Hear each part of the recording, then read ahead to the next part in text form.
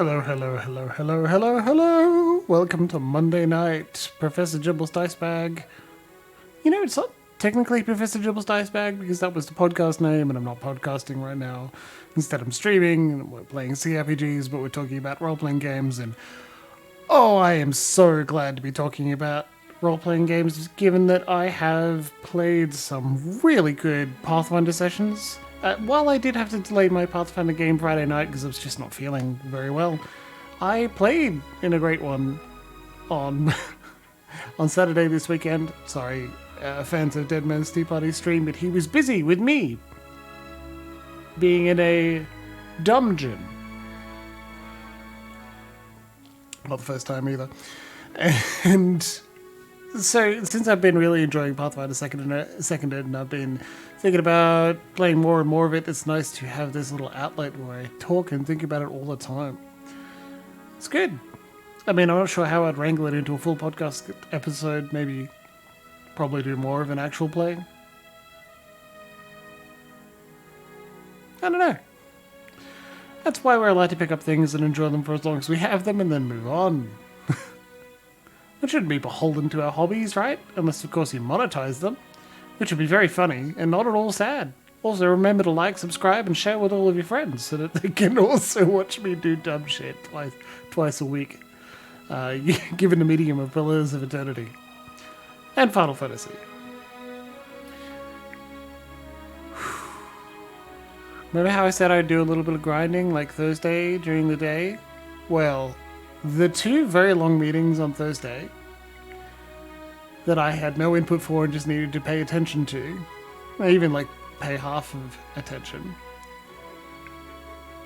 I was playing Final Fantasy V during that time, and Wednesday night's going to have a surprise for you lot. It'll be real funny when I get to show you what I've done. It's very silly. Oh, yes, Emma is exactly right. I am very pleased with the VODs. There is dumb shit available for you at all times. And shout out to our friends in the VODs who aren't able to join us live, but are very happy to join in by watching perhaps while you do the dishes. Or while you're trying to fall asleep, you can get a little Jimbles at night. Which I've heard is pretty cool. Highly enjoyable. The ratings alone. Gonna hand out a satisfaction card. It's been an interesting Monday, that's for sure. Work wasn't particularly difficult, but the whole day I was thinking, I really want to lift more weight, so I should just get up and spend my lunchtime doing that, or get up and spend 5 till 6 doing that, or... It just didn't happen, folks. It did not happen. These lats, these biceps, did nothing. They did nothing today at all. The most useful thing today I've done, aside from regular work tasks, was some dishes. And clean the kitchen. Cobalt, rating me, thank you very much. God, it's good to see you tonight. And welcome to your party of 3. We're starting in episode 6 of a long, in-depth CRPG, but it includes good voice acting and me doing my own voice acting that comes up. I hope you're having a lovely Monday night as well. I believe you were just playing Hades, right? My friend Erica Ouroboros is playing through Hades, I think for their first time. And it is really fun to hear her squeak whenever she ends up in a wrong position for the roguelike.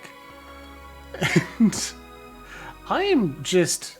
Thank you. I really hope I do. We'll chat more soon.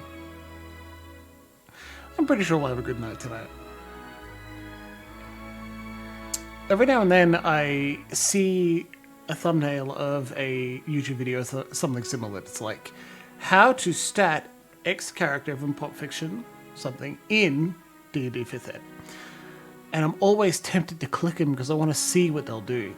The one that hits me the hardest, the most, I'm really fascinated by, is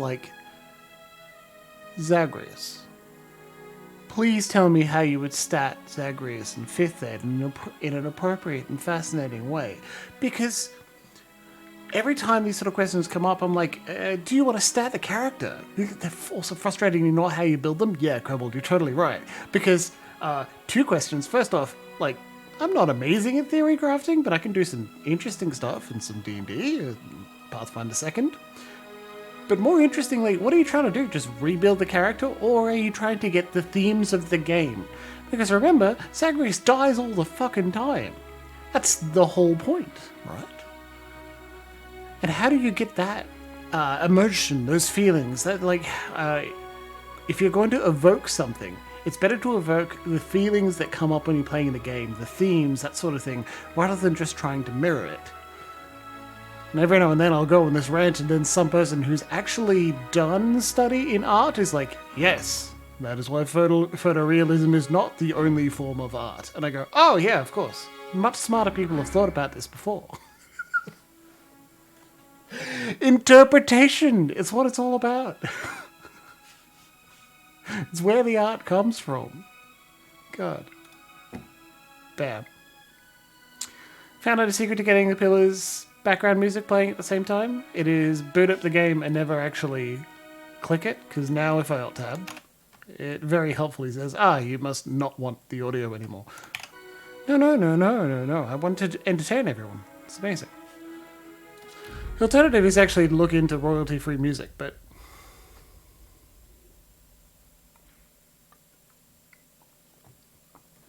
no. It's gorgeous. Absolutely amazing. I think it's funny that every time I do the same sort of thing with Final Fantasy, their Pixel Remaster, I just get dinged on YouTube for it immediately. Like, yes, Prelude from, and it's like Final Fantasy VII Remake or something similar. And I'm like, that's way not the same track. If I can tell the difference, and I'm not great at this, YouTube's algorithms could. Also, I don't have a cursor, so I can't point them at as obviously as I would, but do you recognize more of the people on the boat now in this loading screen? Yes, we have. Not everyone, but mostly everyone who appears there at this point. Progress. They're also, they're putting the characters you recognize front and center. Given Pelagina, Aloth, and Adair are just there. This was concept art that was actually used to sell the game as well in the Kickstarting/Fig phase, so it's not like it was unexpected to have the recurring characters there. But that they've used it as a loading screen is pretty nice. And no, I still have not yet moved it to my SSD to improve this process. As often as I talk about it, roughly once a week, we're not up to that yet. So, last episode we walked around and picked up some new characters. You have my attention. Hello there. Yes, Captain. Yes? At your service. Travis, please keep talking to me. You need something? I do. You need something? Thank you, Travis. Okay. But we also picked up someone else. You were saying? Uh-huh. Your orders? Yes, I have things for you. Speak freely. Thank you, Maya. It's good to see you. Not only did we pick up Maya and Takehu, damn it, but we also picked up a whole bunch of animals. And I explained the Critter Cleaver, which was probably my favorite clip that I've made so far. Highly enjoyable. I spent nearly, quite a lot of our gold on the critters, and I just think that was particularly funny. You have my attention. Speak freely. But we also met Maya, but we haven't spoken to her yet. We got Maya because we were assigned by the Royal Deadfire Trading Company their gunhawk, or one of their gunhawks, to, just assist in a way that's almost definitely proving that she is going to be a spy. And then I pointed out, we were also told by the Vela Trading Company representative, who was over on this side of the screen, also, could you just take Pelagina? And he was informed, she's been fired, dude. And he went, whatever, we'll find her. And that's when I put it out. Okay, well, clearly we're going to end up with at least one member of each faction then, right? Because You have my attention. Juana, You were saying? Royal Deadfire Trading Company, Seraphim, who's not currently with us for the Principe San Patrona. Yeah, easy. I think there's one last person though, isn't there? Zoom out. Royal Deadfire. Royal Deadfire. Juana.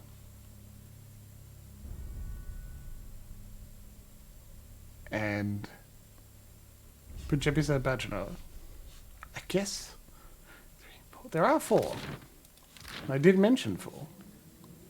Okay, well, let's talk to Maya. And not just because I want to listen to the voice actor some more. I know exactly what you're thinking. Maya folds her arms and clicks her tongue against the roof of her mouth. I sincerely doubt it. Doubt is healthy. We can work with doubt.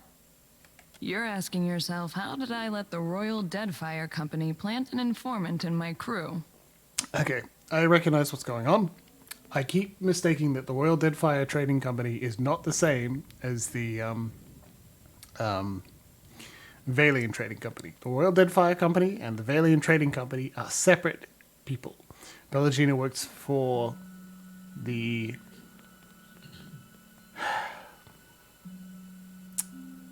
Valian Trading Company. Maya works for the Royal Deadfire Company. Yeah, perfect. And Shoti lifts her chin in interest. The worldly. She chuckles to herself, but there's a note of resignation to it. My superiors might expect me to report in from time to time, but don't read too much into it. Yeah, You're not the only big thing happening around here. Do you believe it? I'm in this for a lot of information, a little diplomacy, and plenty of target practice. She opens her palms and shrugs. What if my actions damage the Royal Deadfire Company? This whole campaign is a risk-benefit analysis. The Navy knows you're a gamble, and they're factoring in all potential losses. Maya wipes a line of black powder from her cheek. Rawatai is here to do some good work, since the Huana can't seem to do it themselves. Maybe just try and stay out of our way. Teheku doesn't like that. Takehu raises his finger to speak up, but slowly lowers it, because he doesn't like anyone who's anti-Huana. And, that's pretty anti-Huana, right? At least you're upfront about spying on me. Better that you hear it from me than someone else, right? Shoti flicks her sickle back and forth, agitated. The company isn't in the business of reassigning officers outside of the mission unless they've got a damn good reason. And you are a damn good reason. Take the compliment. I'm seeking Aethys. I want no part in trading company drama, even though Slam gets pulled into this all the time. Then I look forward to seeing how long it takes before you find yourself in someone's back pocket. Seraphin's been the nicest to us so far. Oh, guess you ought to meet the bird. Ishi is smarter than he looks, but don't expect him to do any tricks. She nods toward the colourful bird of prey hopping about your ankles. And you can see that there is a colourful bird of prey between her ankles too. Ishi, come. Maya taps her arm with 2 fingers and clicks her tongue again. Ishiza simply claws at the ground and investigates some bugs a few graceful hops away. Well, let's use our stats as always and click our tongue like Maya. Cocking his head, Ishiza turns to you with a mixture of curiosity and skepticism, and Maya likes that. Why specifically? Resourcefulness. Alright. I think it would be like the pet lover, right? No? Takes practice before he'll listen to you properly, but that's a good start. You're welcome, Maya. Before we get into deeper waters, I've got a question. Maya clears her throat into a fist. You've got a ship and a title. Being captain means more than just wearing a big hat. A lot of tough calls to be made. And Aloth likes that. And you go, but I still get the big hat, right? Well, naturally. That's your right. Of course. A crew can be like family. They can also be like a nest of squalling infants. Sounds like a family to me. Let's say your galley cook was fixing to organize the rest of the crew into a mutiny. How would you handle it? That's a tough question. Hey everyone in chat, this is one of the other benefits of watching live instead of the VODs, though the VODs are very welcome. You get to vote. So choose 1, 2, 3, 4, or 5. Option 1, I'd get ahead of the problem and compromise with crew. Or 2, I'd kill her, set an example for the rest. 3, if she had a better grasp on morale, I'd cede command until we made port. 4, light a fuse leading to the black powder and leap over the railing. And 5, I'd let it play out and see what happens. And there are a couple of tacks to take here. I don't want to suggest that someone just choosing 4 is immediately a sociopath. Damn it. Of course, dead man. 4 leaving is an option on this one. It just involves killing everyone on the ship. Good job. I don't want to suggest that option 2 is terrible, in the sense that if you choose 2, you are a terrible person. That's not correct. It's just noting that perhaps instead of wanting to answer the question honestly, you'd like to say what you think Maya would respect. What do you know about her? Maybe you're just trying to figure out what she'd say as well. Those are options. So we got 1 vote for 1, 1 vote for 4, 1 vote for 1 or 3. So, we'll give it a few more seconds, and if we don't have anyone leaping out, I'm going to press number 1. Alright, number 1. I get ahead of the problem and compromise with the crew. Sorted out as equals. Oh! Interesting. Sorry, Emma, I'm afraid you changed your vote to 3. Well, that would have been a tie, and I would tie break, probably with a 1. Of course, the only right answer is the one that works in a given time and place. I just wanted to hear yours. I have a awfully specific question. Stranger things have happened at sea. Believe me. I bet. But enough about me. Glad to be aboard, Captain. Maya takes your arm and gives it a good pump. I had some questions. I've got some answers. You're one of Kana's siblings, aren't you? Sure am. And I heard that you two spent some time together. Funny how the gods toss things together. Nice.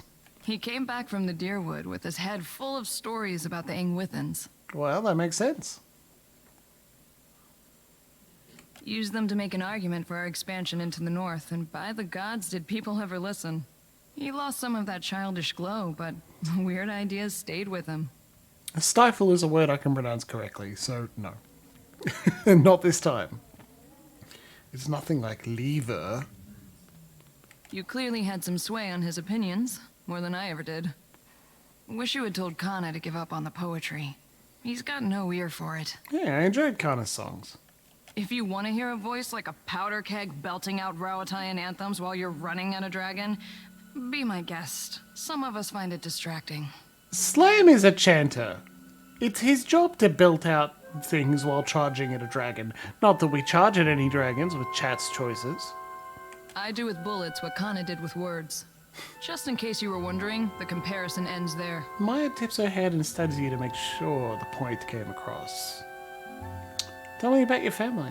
Well, my parents came from the Deadfire. I'm getting a taste of my roots. Maya exhales and glances away. After they immigrated to Rauatai, their talents caught the Ranganui's eye.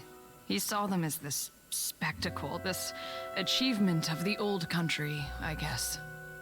So they were honored guests. Not many Huana rose to distinction in Takoa. We were also curiosities. Even as we broke the same bread and tossed back the same wine, the Ranganui's friends always checked under the table to see if I had a tail. Kana thought it was hilarious. Island armor aren't that different from coastal armor. You're telling me.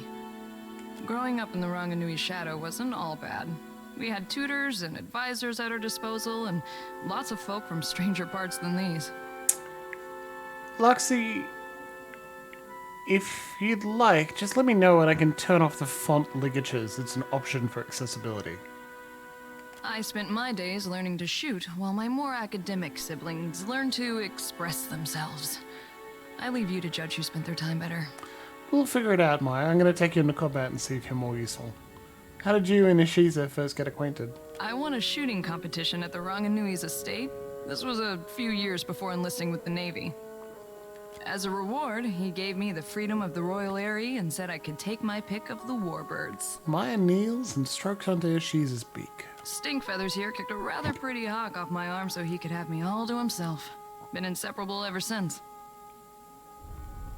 It's another pet that's called Stinky. In some way. Hello, Ishiza, who's a good bird. The bird cocks his head, his eyes reflecting a mixture of friendly recognition and murderous calculation.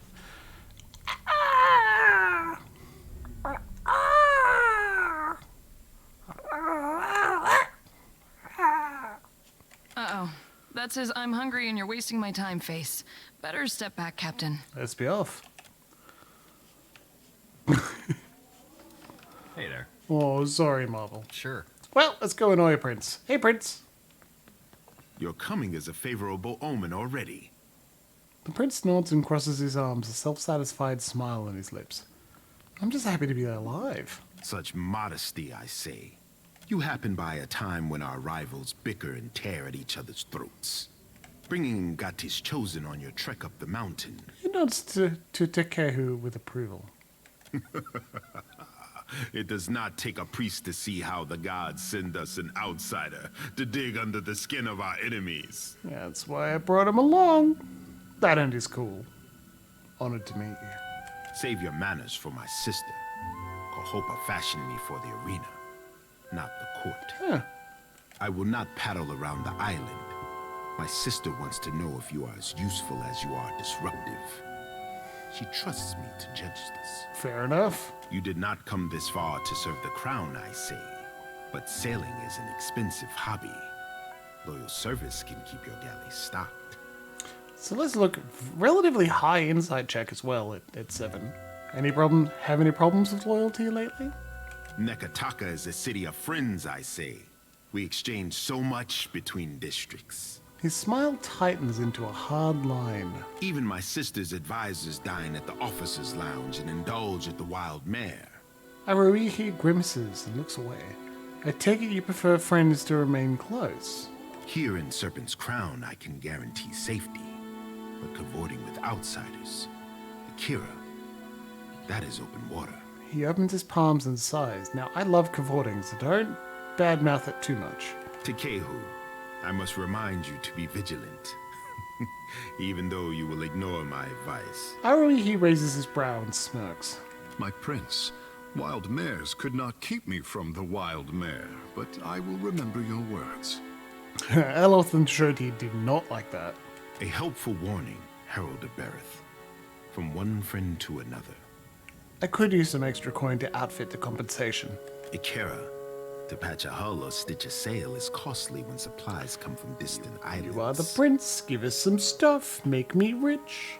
The city has honest work for those in need, I say, and insists that everyone carry a heavy purse. Sorry. May I speak with the queen? I am Onikaza's shield. For a time, let it suffice that we speak with the same authority. Yeah, fair enough. My sister and I both value action over fine words. If you can shoulder some of our royal burdens, I know she would be grateful. Alright, what kind of royal burden are we talking about? My sister keeps a tight grip on Neketaka, but the filth of it drips down her palm and into the gullet. He opens his hand for emphasis and wipes it across his shoulder. Under our noses, I say, do foreigners smuggle contraband and pay the Rapau for their silence? Yeah, we kind of know how this works. They need it. Take this if you need proof. He tosses you a silver medallion inscribed with the Velian honorifics. You gained an item, the envoy's badge. Alright. A Velian envoy medallion. The Republic's reward these for exemplary service. Akira, you are sharper than my guards for knowing this, I say. We have high insight. An envoy ship sank a day's voyage out of Neketaka. He wore that on his breast. That's not that weird. My guards recovered it in a raid of the gullet. This confirms my suspicion. That's a little weird. Neketaka has a pirate problem. That's bad. Aruihi's upper lip curls with distaste. Smugglers and thieves cluster like rats in Delver's Row, a growth in the bowels of our city. Yeah, I'd never heard of it. I want someone to peddle the medallion to the black market, earn the trust of these pirates, and learn how supplies come into my city. His gaze rises to meet yours, cold and calculating. To what end? It will depend on what you find, I say. Aruihi folds his arms and scrutinizes the floor between his feet, deep in thought. Onikaza leaves this for me to handle. While she worries about the manor, I tidy up the basement. Why do you need a watcher for inspection duty? It must take keen senses to peer through the veil. Aruihi thumbs his jaw and nods to himself. Eloth doesn't like that, but Tekehu does. Others will miss the details that stand out to you, I'm thinking. Eloth doesn't like it when we tell people we're a watcher. He seems to see it should be a secret in some way. Sounds profitable. Anything else I should know? Yours is not a face that others will recognize. Let no one learn that you work for the crown. Right. Naturally, you will want to take Ngati's chosen with you. Haruhi smiles at Takehu and inclines his head. Me? For what does the lower city need an artist? Hell often sure you don't like that either. Those two are gonna kill him in his sleep. You mistake me, I say. I send you because of the missive you delivered to my sister. He raises his brow as a silent understanding passes between them. Akira, I did not realize. Takehu nods slowly and folds his arm. Is anyone gonna clue me in? Better if we discuss it on our way down the mountain. Takehu turns to Haruhi, who nods in agreement. Be on your guard in the gullet. I fear the caverns run deeper than even Ngati could guess. The princess dismisses you with a nod. Alright, I love quests. What mechanism controls this door is unclear. The plate does not budge under your fingers. I'll just take a poke around while we're here, that's all. You must have sailed far to come here. What are dances in graceful circles around this coral sculpture? You see my adorable fish, Captain. I leave you to guess which of them is real. Makarama the buoyant, beloved of Nagati. Ponamu, bird-scorned, greatest of explorers. Hemunga Makapu, defender of his people. Velian diplomat? Ado Watcher. Clearly you are an interesting man to know. Huh. Hawaiian diplomat? The Kahanga have a plan for these isles. Well, that's not looting, let's just take it. Yoink! Thank you. It's not stealing, let's just do it. You meet a tall, brown-haired man dressed in full-plate mail. That might not normally catch your eye, but his mail is unusual, coloured a deep green and emblazoned with the image of a golden tree. Hand on the pommel of his sword, he watches the crowd go by with keen eyes, relaxed yet fully alert. He narrows his eyes when he spots you. What do you need of me? He looks at you warily, as if he's deciding whether you're a snake that might bite. Well? Tell me about yourself? He's initially hesitant, unsure of your intent. Eyes narrowed, he sizes you up, then nods. Interesting armor you have there? I suppose it is. Are you familiar with the Shieldbearers of St. Elka? We are a paladin order. Nod. Word of our order travels far then. Good. He clears his throat dramatically. I am the son of a disgraced noble family. Yeah, My Luxie, father you're and right. brothers were executed for treason when I was a boy. Rightfully so, I must add. And my mother, sister, and I were thrown out on the street. All we had to our names was a trunk full of heirlooms. One of them was this suit of armor, which belonged to my eldest brother. Now I endeavor to live up to its promise and redeem my family's honor. Think it's a Kickstarter or Fig reward? I do. That's the long and short of it, really. Can you teach me what you've learned as a member of the Shieldbearers? Well, you would need to become a Shieldbearer yourself to really learn it all. I suppose I can teach you a thing or two as we stand here. The privilege will run you 3,000 copper, however. Yeah, absolutely. I'll give you 3,000 copper to increase survival and athletics. Sure. My thanks. He nods. He lays 2 heavy sandbags on your shoulders and runs you through a series of drills designed to increase your strength and agility while dressed in full plate mail. Confident you've learned enough to continue training on your own, he gives you a hearty clap on the shoulder and wishes you well on your journey. You've learned Gratis' training. What a strange thing to happen. That's sort of just... Sure. Like, what's money to increase stats? Did you arrive on the compensation? Hey, who do you think I am? Like, yeah, 1 for Gratis' training, 1 for a private dance. Why would we not? Again, 1 for survival. Like, if it's permanent, why wouldn't we do it? Very random encounter. Yeah, certainly more money than I Barati had. pays coin to feed the great eel. You songwriters need a guild if you hope to learn discipline. The quiet gurgling Not of... so. We speak in the tongue of Ngati and Amira. Your pretty dances may upset the puddle, but we command the wind and sky.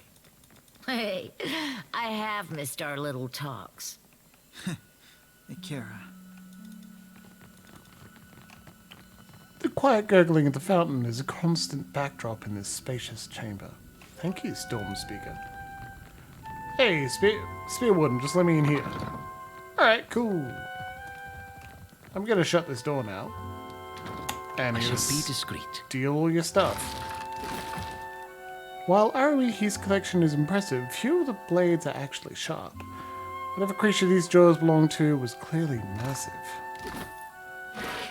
We are stealing from the prince. My prince, I've warned Kamukra against calling rain over the outsider force, but still she delights in rusting their weapons and muddying their soil, which tells me that someone must have put her up to this trickery, someone she trusts. She admires you, my prince, but I say that she is a storm you cannot control. Onakaza will not thank you for prodding the eel's den. You have given enough faith to trickster Nagati. Now take Amira's example and await the hatching of the egg. The turbulent skies speak of change and upheaval. I say let them come, but save your strength for the day the skies open. I have recommended that Kamoka seek you out. There is a place for her in the fleet if you find yourself in need of Amira's sharpened beak. Alright. Whatever you're up to, Leave Prince. it to me. He didn't care. I'm like, I'm just gonna get into the prince's rooms. Is that alright? Named NPC. Bet you're up to Smells something. one touched by the great eel, does Barati. The sizable armor tilts his head up and looks down his nose at you, flaring his nostrils with hungry interest. You are a man who sits across a fire with death. Akira? The Pallid Knight and I are on familiar terms. He nods, clasping his hands with quiet delight. For glutting mighty Tangaloa and hurling foes into their next life, Barati can offer payment. Coins for feeding hungry gods. More Akira? bounties! Good God.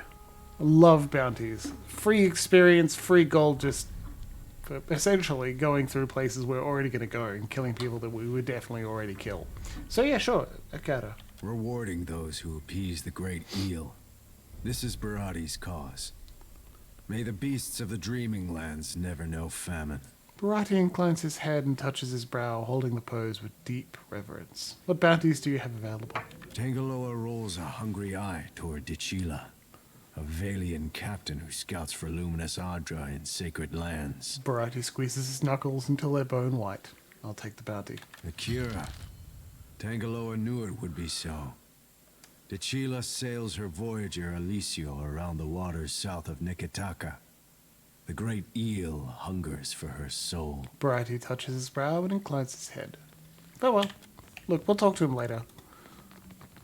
I often say it's really good that when we have, like, interesting NPCs written in, got this. but This won't I'm do. not particularly excited to learn more about Bounty Giver right now.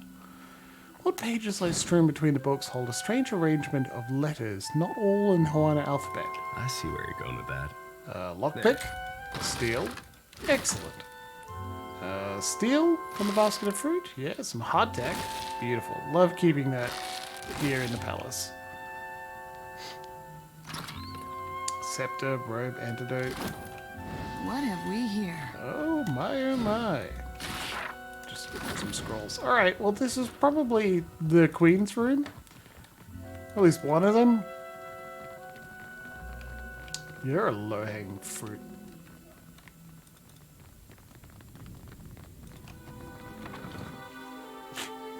Never gets old.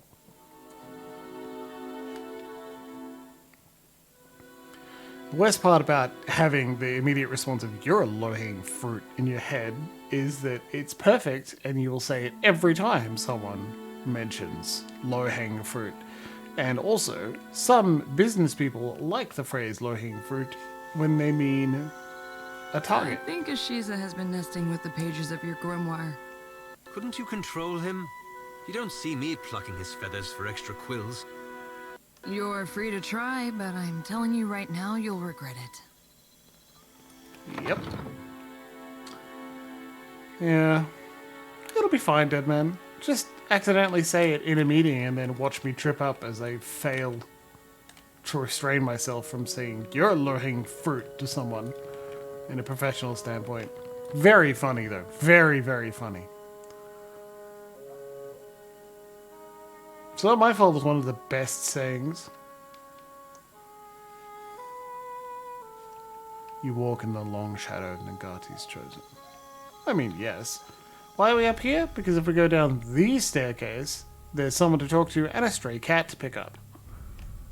Feed me a stray cat.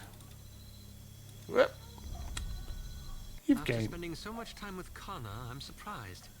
You're nothing like him. Guess poetry just has that effect on me. Oh, you could certainly do worse when it comes to family. Karna's great. Prissy. 15% healing done. And you get some health when you kill an enemy. Oh, what a good kitty. Gervard Calder. You find a young man with long blonde hair drawn back in a simple club. His clothes are spare but well tailored, and his armor, a fine brigandine in blue and silver, is polished to a shine. He leans casually to one side, a clean hand on his hip, and sighs, bored. His eyes light up when he sees you. Hello there. Come to have a word? I don't bite, I promise. Yes? Tell me about yourself. Gladly, my friend. Gladly. And how kind of you to ask. He clears his throat with a theatrical wave of his hand. I am the youngest son of a noble house. Now, don't make that face. Poor, desperate fool, you must be thinking. Well, waste not your sympathies on me. Truly, I consider it a boon rather than a punishment. All the comfort and none of the responsibility. What's not to like about that? I like that too. What are you doing in the Deadfire then? What else brings faraway travelers to the archipelago? Adventure. I've nursed a great love for heroic tales since my boyhood. You might be, Luxie. As I was loafing about my father's estate, I thought, well, Gervard, isn't it time you made a name for yourself as well? So here I am. And though I dare say I'm little use in a fistfight, I can do a fair bit of magic and draw a lovely map. So I've taken to charting the interior wilderness of the Deadfire's larger islands. It sounds dangerous in its own right. Ah, but it's worth it for the stories I'll one day have to tell. How are you in the palace? But truly, if I could only inspire others as I myself have been inspired by those old tales, why, it would be marvelous. How much, Gervard? Anyway, enough of my prattling. Surely you've other things to do. Can you teach me what you've learned in your adventures? Oh, it would be my absolute pleasure. For a price, of course. 3,000 copper? Yeah, let's do it. Very well. He pockets the money with an easy smile.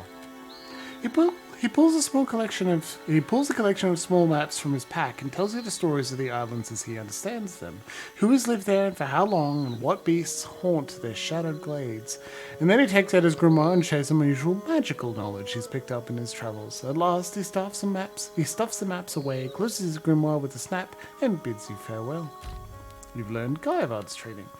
Well, I've got a sudden fear. What if they don't override each other? So sure, Arcana and history. That's actually something we want. Yeah? History? Absolutely, yeah.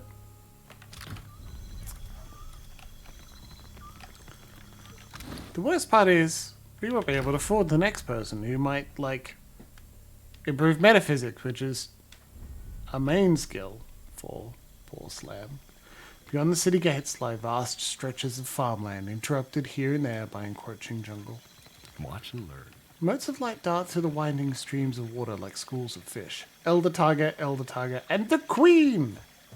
You make a habit of turning up uninvited. Yeah, well, no one stopped me. The Queen has affected a far more relaxed posture. A pair of tigers lounge indolently beside her seat. Kahopa, Tangaloa. Welcome, our guest. She nods down to the cats. They fix you with the attentive stares that cause many of the courtiers and attendants to gasp. Good Kahopa, good Tangaloa. Nothing to fear, I say. If a queen cannot wrangle two cats, what right has she to the Deadfire? She drags a hand over both of their massive heads. They lean into the gesture. There are many leagues between here and Hasongo. I trust you have packed for the journey. She raises a quizzical brow. I just wanted to look around. Then look. Take in every delight, within reason. But do not waste my time. She dismisses you with a casual wave, but you catch a trace of amusement in the gesture. The boldness of foreigners. She shakes her head and strokes the nape of a tiger's neck. Okay, yeah, we're out. That was only a veiled threat. We'll be fine. Good Kitty is named after the twin forms of the god of death. Good kitties. You know, just good little kitty cats, not terrible. Okay, well now we've made it into the secret staircase. Yoink. Someone has finished off a quick meal here. Simple in construction, the sink is clean and tidy. The Juana depiction of Hylia is almost menacing in its intensity. The raucous screeching of the birds in their cages is endless. A tipper? The cartographer bites his thumbnail and mutters to himself. Maybe it'll come up later. Right. Oh, nice exploring the palace. Nice to give a total of 6,000 gold over to people we don't know. Skies shout in a full voice, I say. There's honestly not much else here. We have no reason to investigate any of the estates yet. We will probably set sail again tonight. Because we've only got 2 more places to go to. In the city. We've been to the Sacred Stair before. We've been to the Sacred Stair before because that's where we picked up Shoti, but we went directly inside the temple and did not investigate anything else yet. We'll do more side questing. I love side questing. But I want to get back out onto the high seas. That's what the next step in the main quest is as well. How'd you get? Go on. Go on. Go on. Follow that stupid statue. Hi, little bird. Hi. I like your feathers. Can we be friends? Go on, Starvender. Shining God, light your path, stranger. Can I interest you in any of our wares? We gathered what we could. Much of our coin goes towards feeding those in need over at the temple. Sure, I'll have a look. Thank you, sir. Well, we can't sell any of the pets, clearly. Whale's Wind. A drink. Lovely.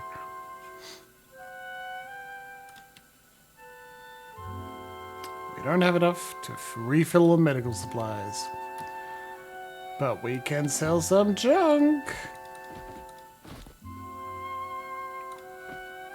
We don't need any more fine savers. Honestly, we can sell the fines as well. We don't expect the exceptional. We'll keep for now. Don't remember if... I think she likely has a stutter, and because we don't have an option to ask about it. It's like, hey, you okay? Do you need help? Which is something adventurers and heroes do. So...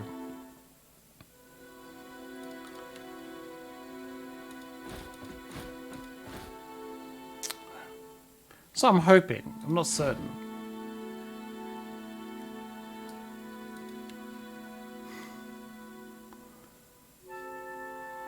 Should keep those. Should definitely keep those, especially the row. Gonna be a so well-fed crew. Suddenly very glad I didn't pay to have the Whispers of Yenwood repaired because, like, that would be expensive. I've got Juana collars now. Anyway, give us a couple thousand more, and now if we run into someone else who can give us 2 skill points, we can do it. The scent of beeswax and incense wafts from these barrels and crates. You think the gods were going to solve their problems personally? Payment for heads. We don't need more repair No supplies. simpler, I say. A bounty person! An armored Juana turns and looks you up and down. She holds this motionless pose across a long and contemplative silence. Finally, she draws out a single pyre and balances the coin on her knuckles. Tell me, are you someone who walks the path that coin lays out before you? She arches her fingers in a wave, causing the coin to flip from one knuckle to the next. She seems enraptured by the motion. Lately, the gods tend to steer me around. In death, they steer your soul.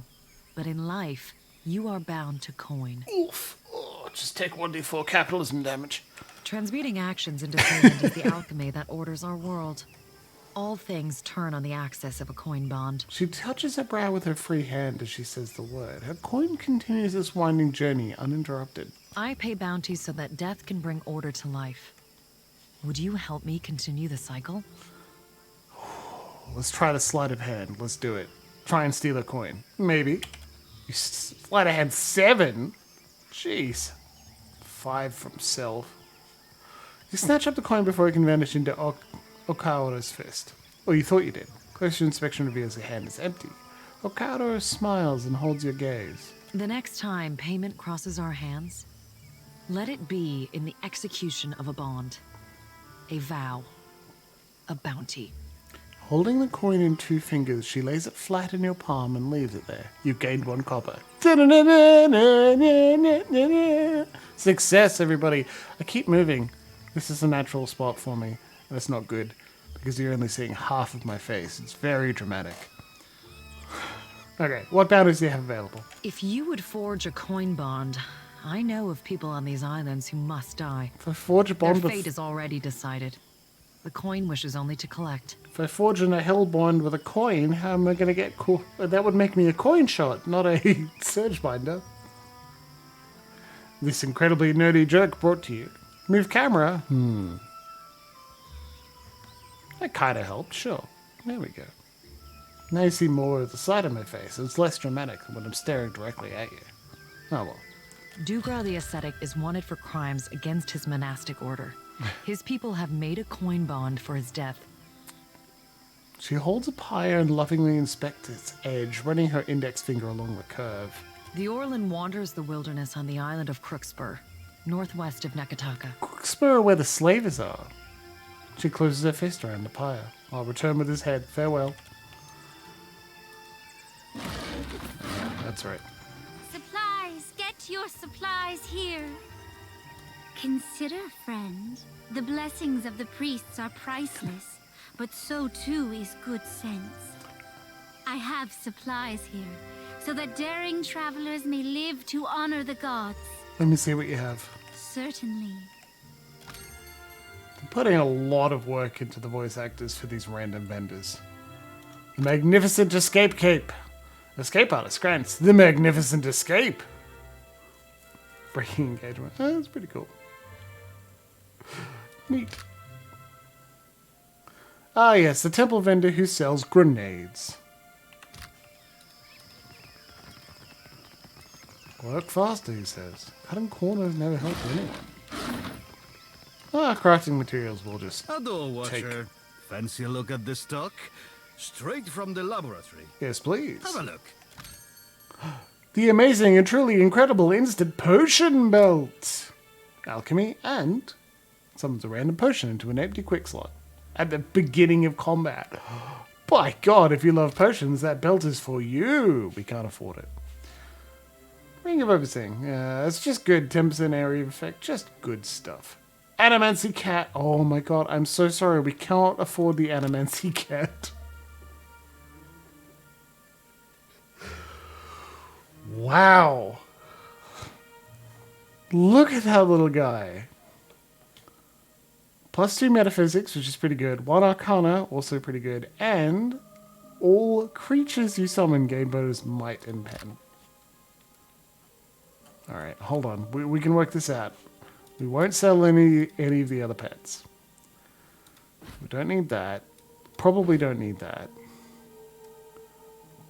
I want to keep that because it may be an upgrade from Maya. Probably don't need that. No, but it's a rare and upgradable, so let's drop this. We'll take a look at that in a moment. It's only a couple hundred, but it's worth it. Sell our fine armors.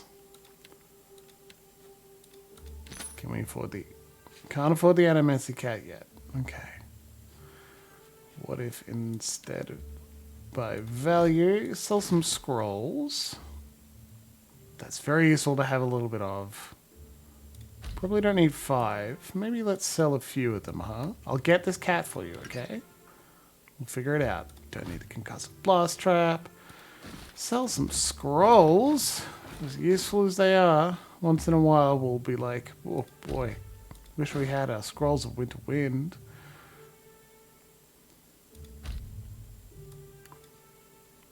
I can sell one safely. Don't need that. We can rest. Not that important. That's for people who play the game on harder, right? Thrust of Tattered Veils can go. Okay. Sell my money and then go everything. Well, I'm still not going to sell the Mythical Adrastone because it's just asking for trouble. The red hand is worth 200. Black Pearl. Sell that. Some Adraban. Like, getting rid of some ingredients, not a terrible idea. Luminous Adradust. Oh, I'm going to regret this, I tell you. We can now afford the Animancy Cat.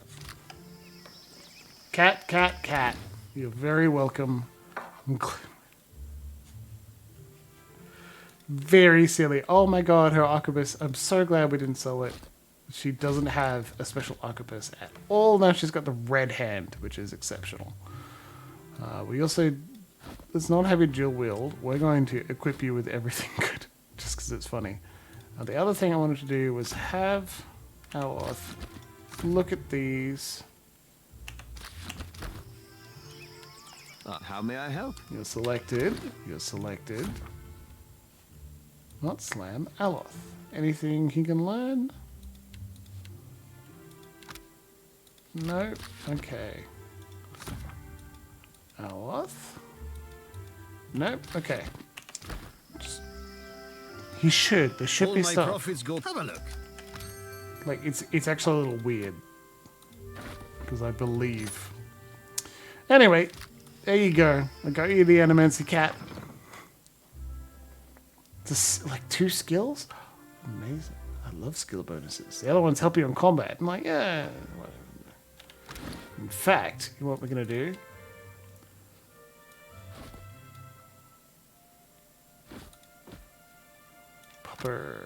Insight and metaphysics. Actually, that dog would have been better. Insight? I've been using it so much. Metaphysics and Arcana, though. If only you had a pet slot. Aloth, why no pets? Should actually keep our personal inventory, if not entirely clear. I also remember that Adair also has a bunch of pets in his inventory, which is very funny. There we go. Aloth would love an Animancy Cat. There's our Animancy Cat right there. Massing ever. Oh, love that it's wearing a cone of shapes. Indeed. So good. Hey, Animancers. This wiring is a mess. I work with amateurs. I'm gonna loot everything here. Thick treatises on a variety of Animancy-related topics clutter the desk. Spires of the Soul Seers. Rooftop.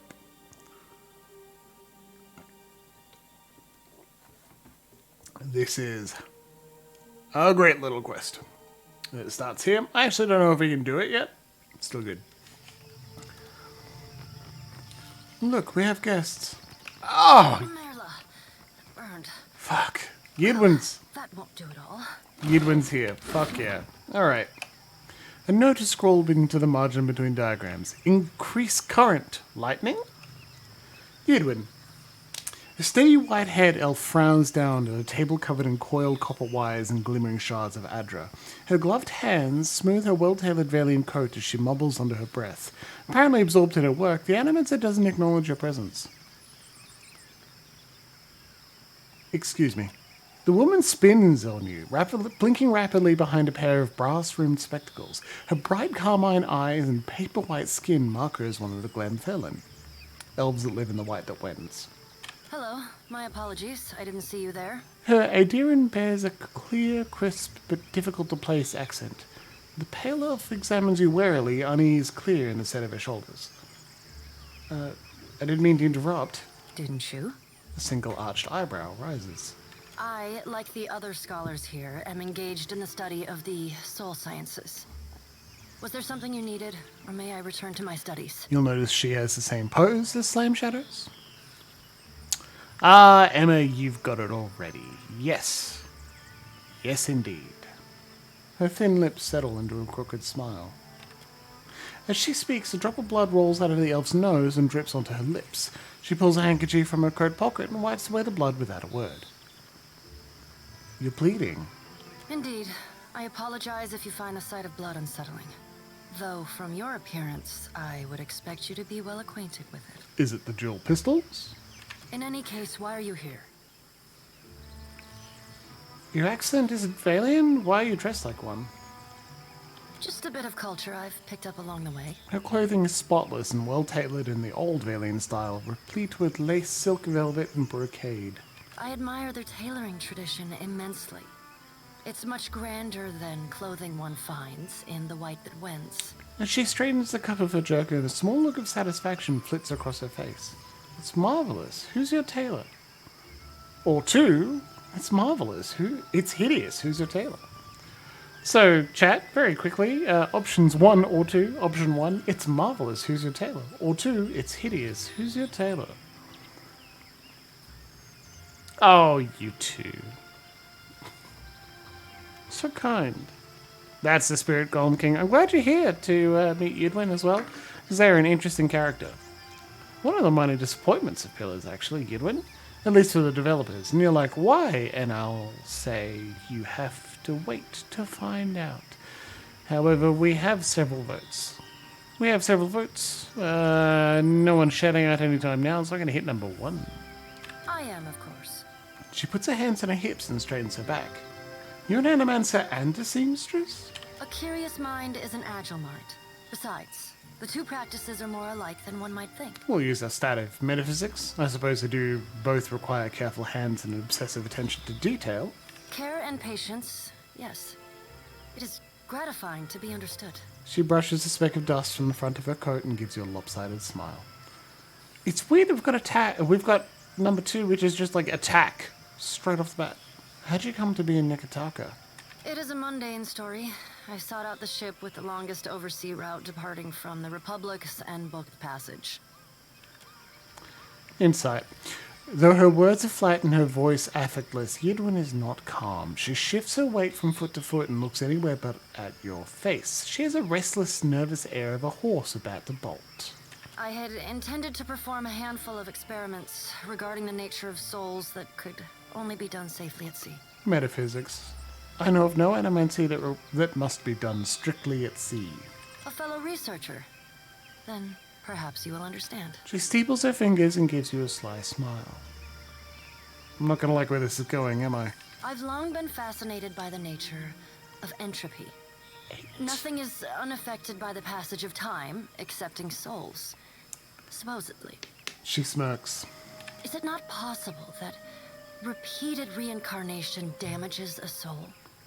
Could the process of reincarnation itself be responsible for some of the many ills that plague the souls of Kith? Ah. Animancy researchers. They're all fucking nuts. I deduced that it was possible to escape the cycle. Escape Bareth's grasp. To remove one's soul from the wheel. Insight. And you decided to attempt the procedure on yourself. I'd not experiment upon myself without relative certainty it would be a success. A tick tweaks her cheek. There were complications. My soul may be uncoupled from the wheel, but it seems to have become dislodged from my flesh as well. Her voice lowers as she speaks. Still, I am free. So you're dead. One's good, but two's better here. We'll use our stats again. How do you intend to manage the decay of your flesh and escalating desire for soul essence?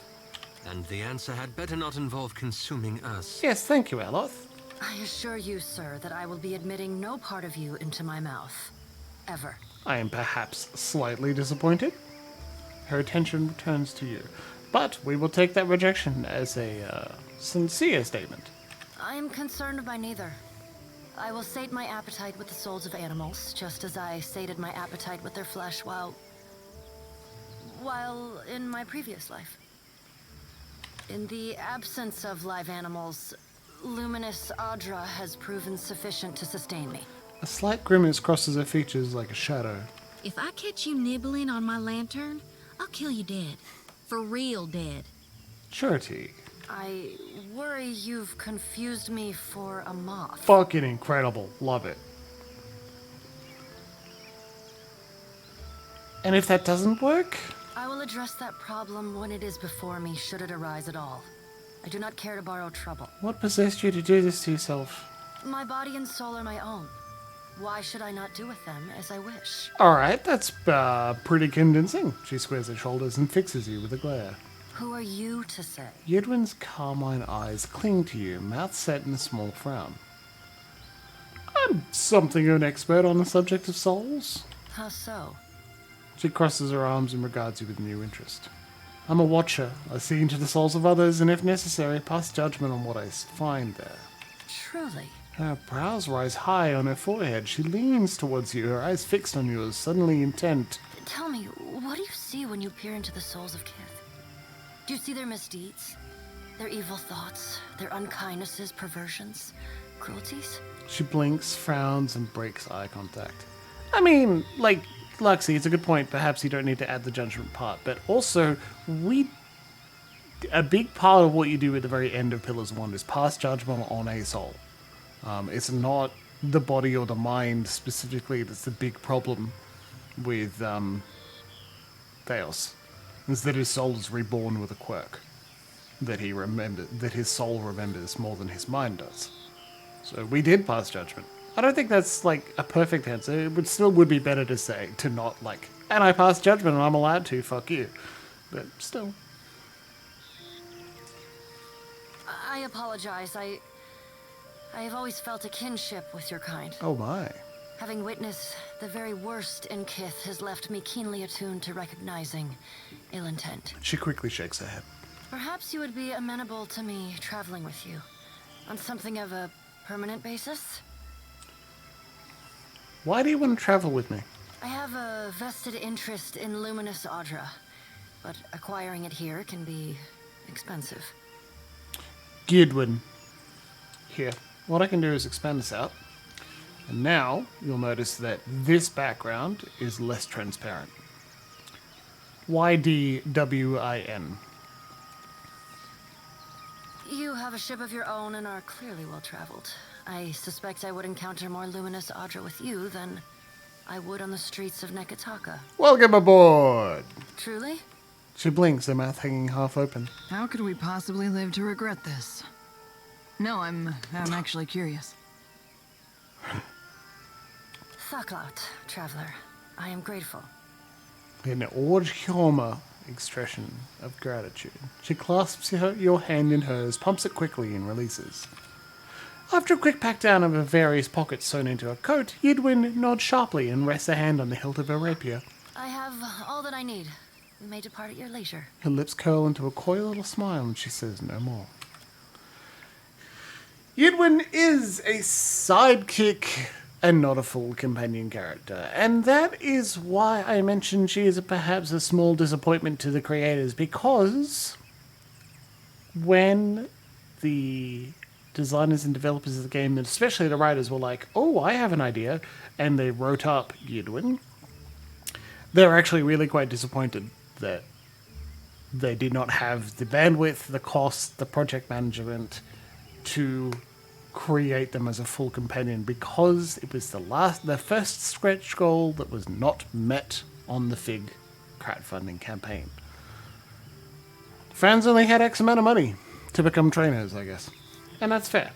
You'll also notice that she defaults to multi-class as Mindstalker, Cypher, Rogue, or you can choose to be a Cypher or choose to be a Rogue. Soul Whip. So, yeah, as a Mindstalker, yeah, alright, well, she starts at a relatively low level. That's pretty good. You can see even as a solo, it's just not that far along. Her kinship of watches to seem Cypher-esque, yeah, exactly. What's the rogue logic? She uses rapier. And is, in fact, a vampire.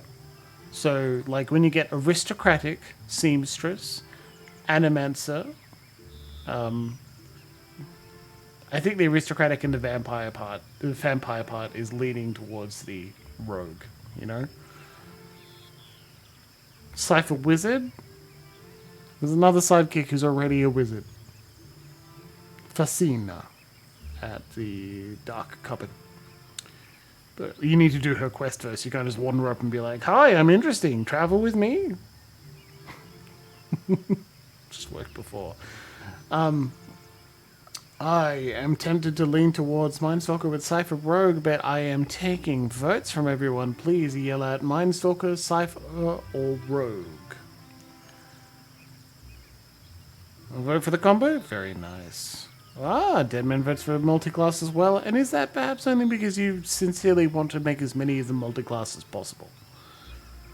No high-level talents for you, says Deadman. That's fair. Oh, multi-class, yes. Well, I'm Mentok, the Mind Stalker. Yeah, well, we do our best.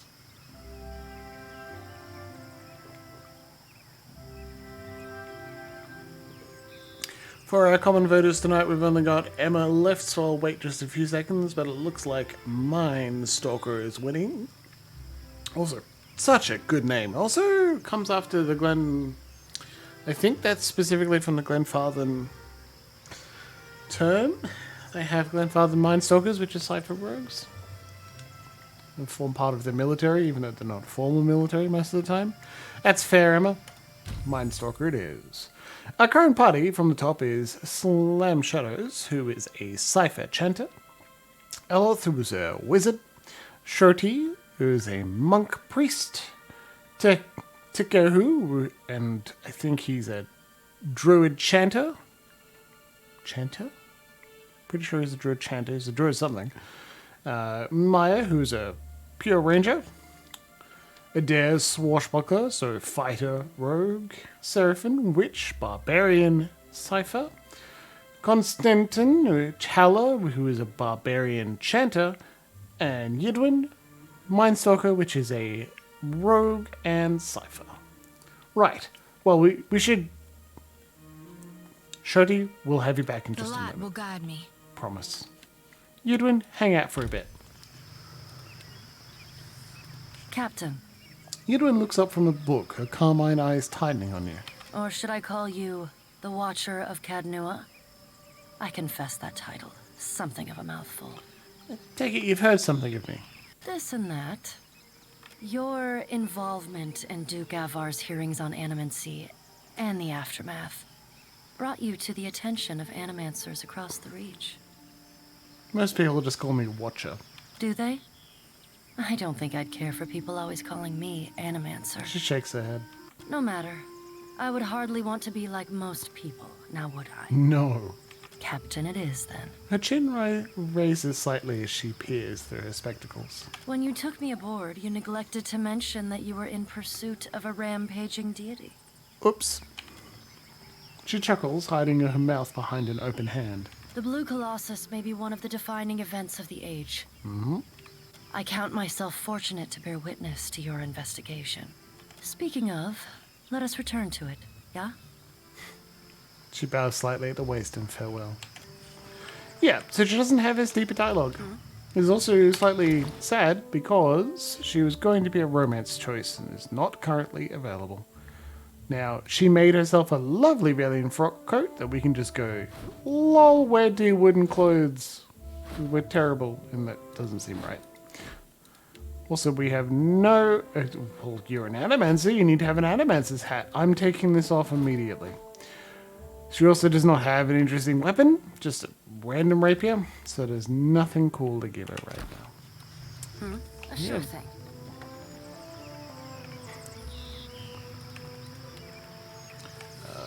One more thing. Check her chat. You'll also notice that she's a pale elf, white that wins, scientist. She does not have the race or something similar that says vampire, because that would be probably not great.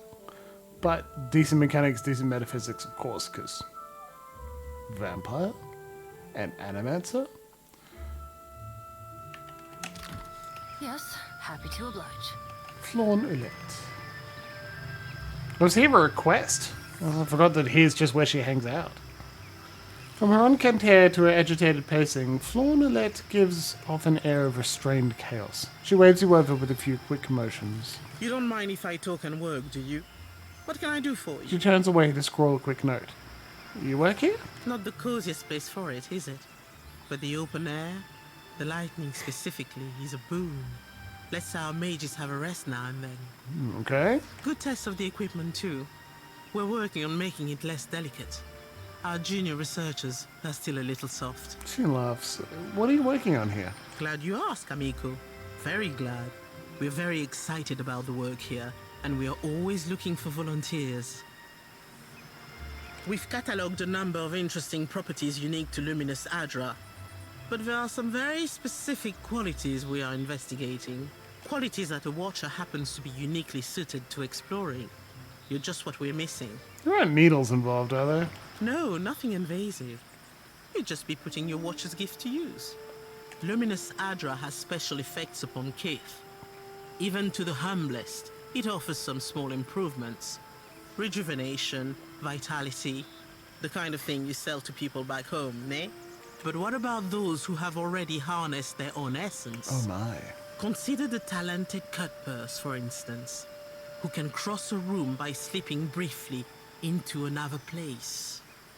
The world between. Huh. So that's also a hint for world building. Rogues use, like, essence, soul essence as power when they use their abilities. Luminous Adra holds enormous quantities of essence, the kind of energy we can't replicate or restore. And these formations have a kind of connection to each other across the in-between. Okay. I believe we can harness this connection and your natural abilities to transport a person across great distances in a moment. Teleportation? Your theory is sound. I've used the Adra to track someone before. Oh, good. You've done some experimenting on your own. A curious mind is a happy mind, I say. Can't mope about ghosts all day. No, now we're moping about divinities. We've collected a number of illuminating readings, and our machines are ready to harness the Adra's essence.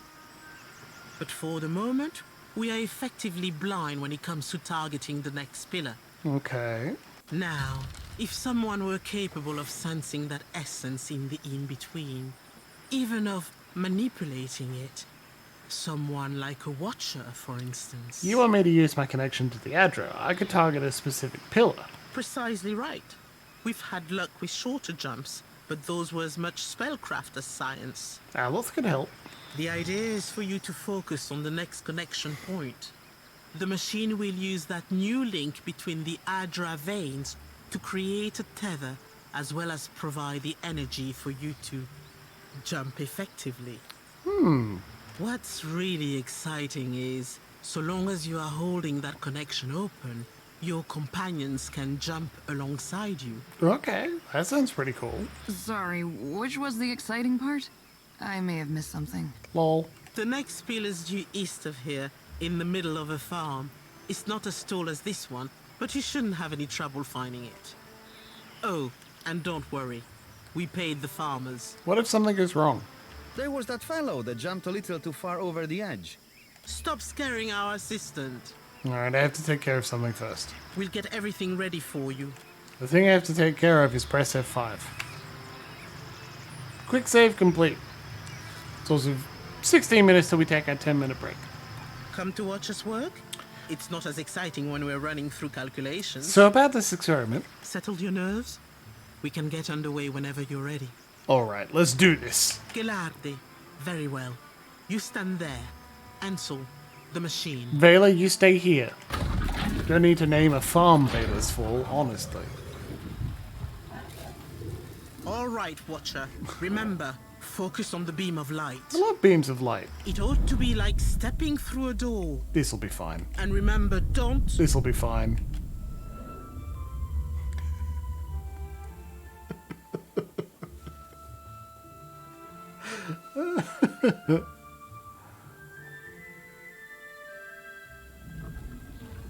Oh, cool. This is my kind of farm. I love it. Oh, shit. This is not the coral and bone hall of Ngati. I do not belong here. Find a way back to the physical realm. Oh, fuck. Oh, that doesn't look good. How will Slime Shadows get out of this predicament? I've seen more inviting whirlpools in my day.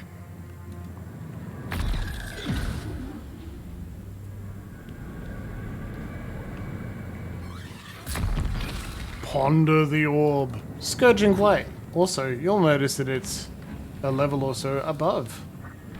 Combat start. Vela. Thanks, Vela.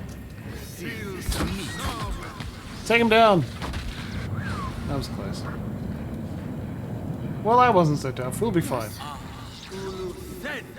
As you wish. Oh. Ikira. A wave the size of a mountain. You up there, run! We have to go. What is happening? Can't. No, please. Fucking Animancers! Animancers. Alright, yeah, we'll help, don't worry. No tanks, that's fine. Yeah, you are a Chanter, Druid. Good. So first off, I would like to see Takedown. Oh, shit. Get him. Remember, we're not playing at incredibly high difficulty, because I'm not good at games. I'm Oh, hey, Mr. TJ, nice to have you along. Yeah, solo run, man, I thought about that. That would be real hard. Well, he's dead. That'd be real hard, and I'm not brave enough. I think, honestly, I just love the companions too much. It's like an idea of a mastery of the game to understand how the game's combat and other systems work together to best get it done. That sort of thing doesn't include the parts I enjoy the most, that's all. Oh yeah, there would be. Chunks of the unnatural architecture have been torn from their roots, hanging still in the void. I'm trying to avoid too many spoilers, but I imagine the last... What did you find, Ishi? You have to follow the way to skip the last fight in the game that I accidentally did, in order to successfully do it if I'm a solo, that's for sure. I conquered every city of the Greylands. They will remember my name. Wait, do we get like little vignettes of me? Gods, an end at last. I beg you. Okay, I'm going to touch these statues so we don't miss out on any of this dialogue. Of all my people, I am the last. I cannot die here. Yeah, that would be awful. To lose that many hit points just from shot, you know? Glass vial. Is that familiar? I thought never to see your face again, Watcher. Glassfall's long visage radiates a calm unknown to most mortal men. He stands before you, hands clasped, and beams. It has been so long since we parted ways in Noonfrost. This is one of the reasons why I'm like, we needed to play through Pillars 1. We needed to do it on stream. We needed to have the VODs available. So if someone's like, who the fuck is this guy? I can say, please look up the VOD for plugging the hole with a finger.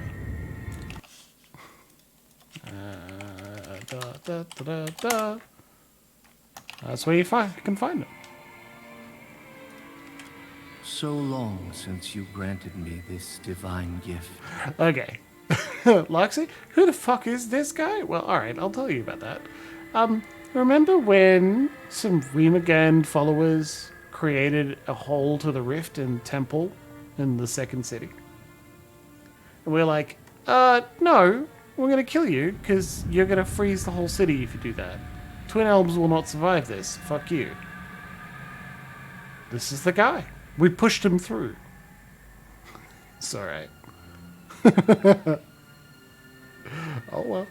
Okay, if you're here, and that means we're in Remagan's realm.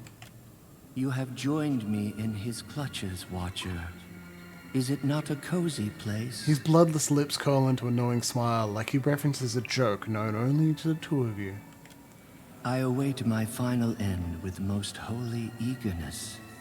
Rest at last, without the torment of a soul or the threat of rebirth. Perfect unity and freedom, forever. His bloodless lips curl into a knowing smile, like he references a joke known only to the two of you. That was not very well edited. Whoops. Sorry, Obsidian.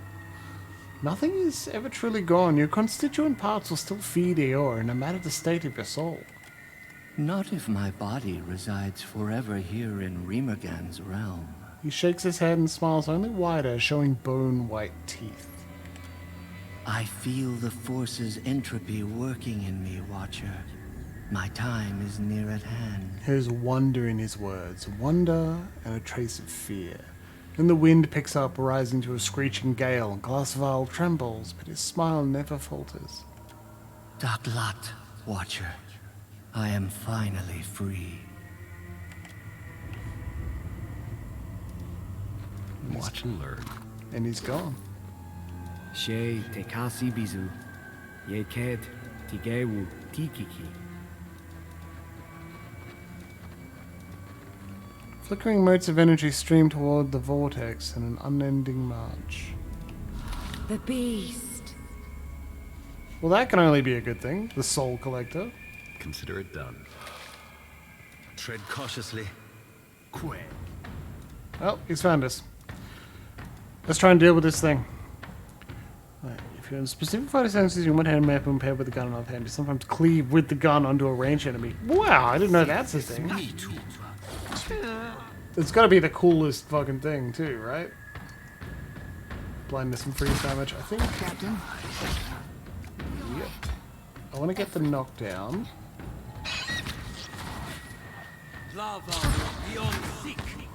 Look at that, he's still got a lot of health. Okay.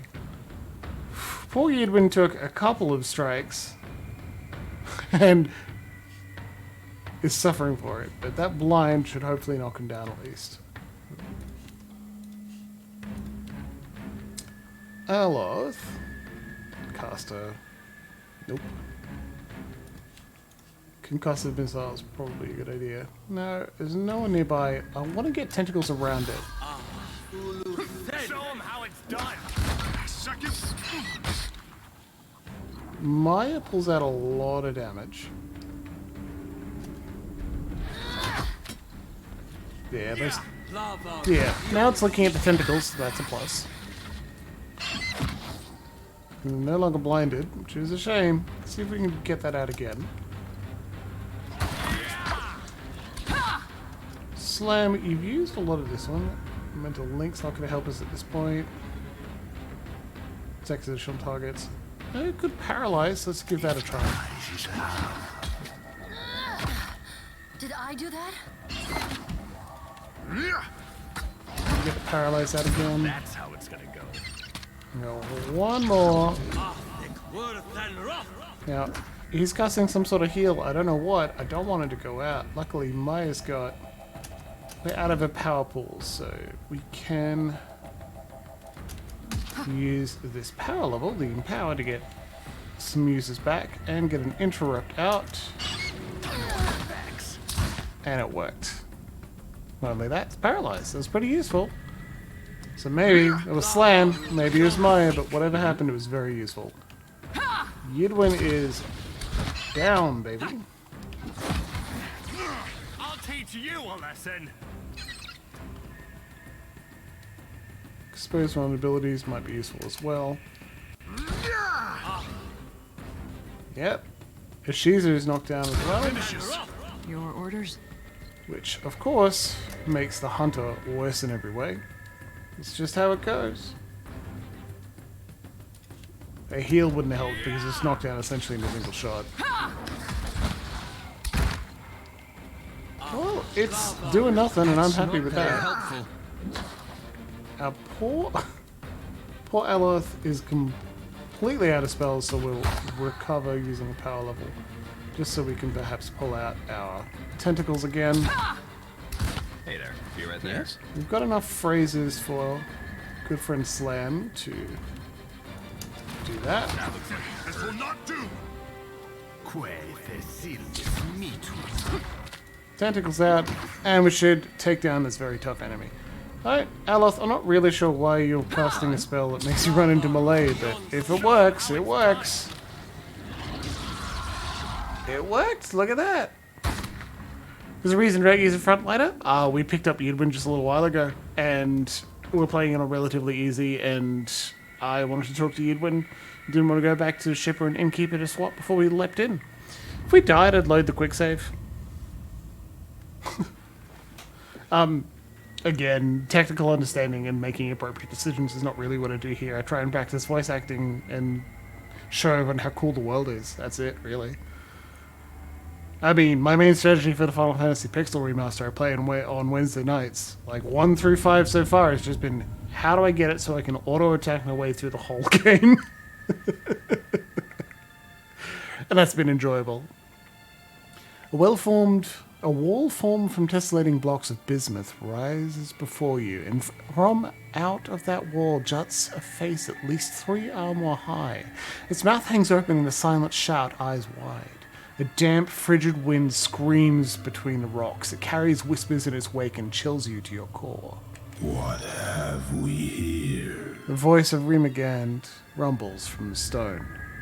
A wayward watcher has wandered into my realm. Whatever should I do with you? The god chuckles, a sound like boulders crashing down a mountainside. You will remember Glassval, I trust.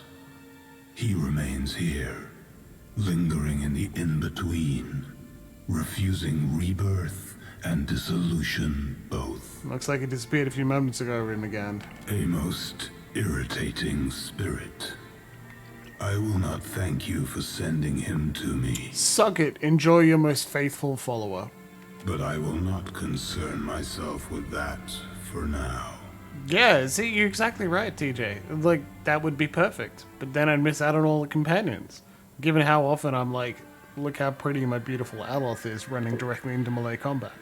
Like, miss out on that experience. You did not receive an invitation to my realm, Herald of Barath. Tell me, why should I not grind your soul to dust? The stone face splits into a broad smile. Go ahead, try it, I dare you. With pleasure. The chill wind you first felt when you entered this place picks up. It becomes a deafening cacophony, a shriek so loud and sharp it might tear the very bones from your skin or shred your soul to cobweb tatters. Wait! The cry echoes out into the void. Slowly the wind dies and the cold abates. Do you fear dissolution after all? How droll. If you don't stop him, he fucking kills you. Game over. As much as it would delight me to scatter your soul, you belong to Barath. That's funny, because he'd still do it. I will spare you that fate. For now. I knew you wouldn't do it. I can pluck you from the mortal plane as easily as Barath. And you will not belong to them forever. Now, on to the matter that brought you here. Your Animancy friends meddle in things beyond their comprehension. Were I not the generous creature I am, you would have died. Be sure to tell the Animancers that they have failed, and that they have drawn my gaze. I will not hesitate to obliterate them if they irritate me again. I'll do as you ask. Of course you will. Takehu, Maya, and Aloth appreciate that. He radiates a satisfaction thin and sharp as polar sunlight. You might prepare yourself, Watcher, for something wondrous is on the horizon. Eothas will usher in an age glorious in its brevity.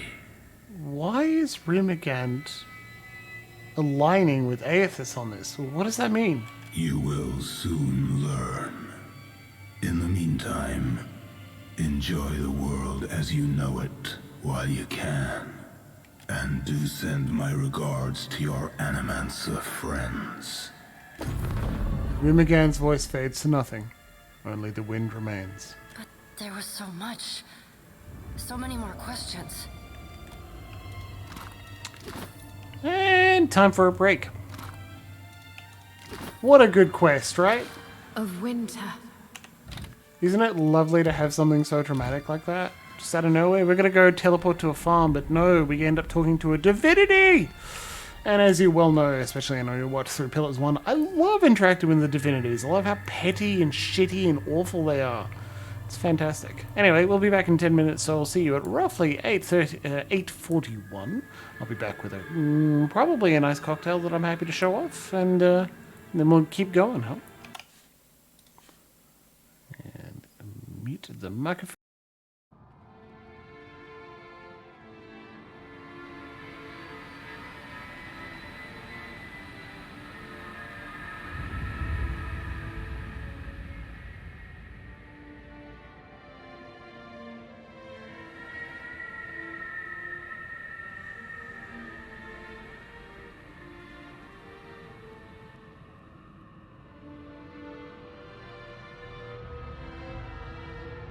Why do you wear skeptacles?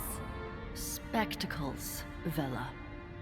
Those skeptacles might be a valuable contribution to society. Regardless, they bend light, focusing my vision of nearby objects. It helps me to read fine print. Can I try them on? Absolutely. You would get a headache, child. But I want to see things like you do. You're so nice and interesting. I want to be just like you. Then read more.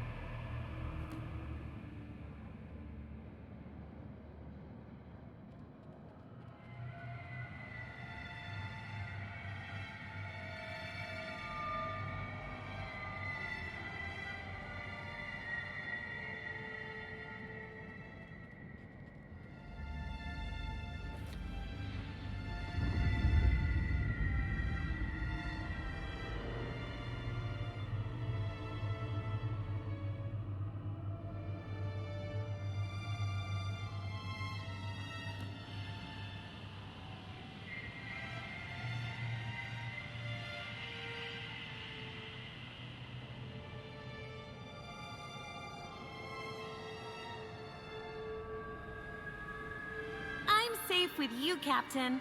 I just know it is all.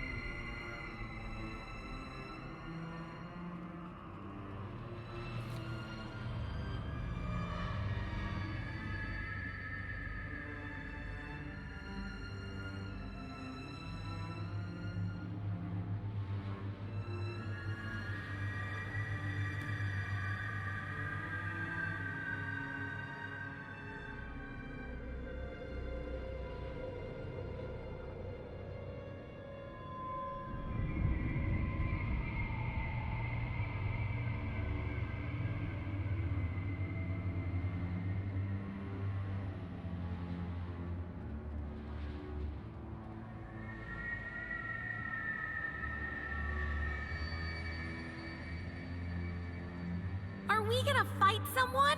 I want to throw the first punch.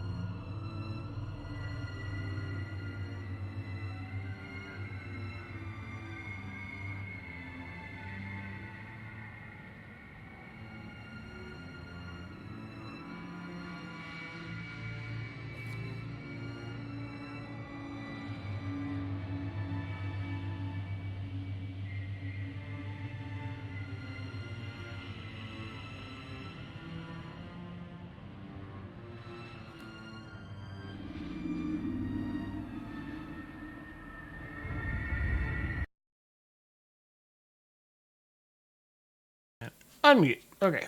So I've been threatening to do it for some time and I finally got around to it. At least doing it on screen.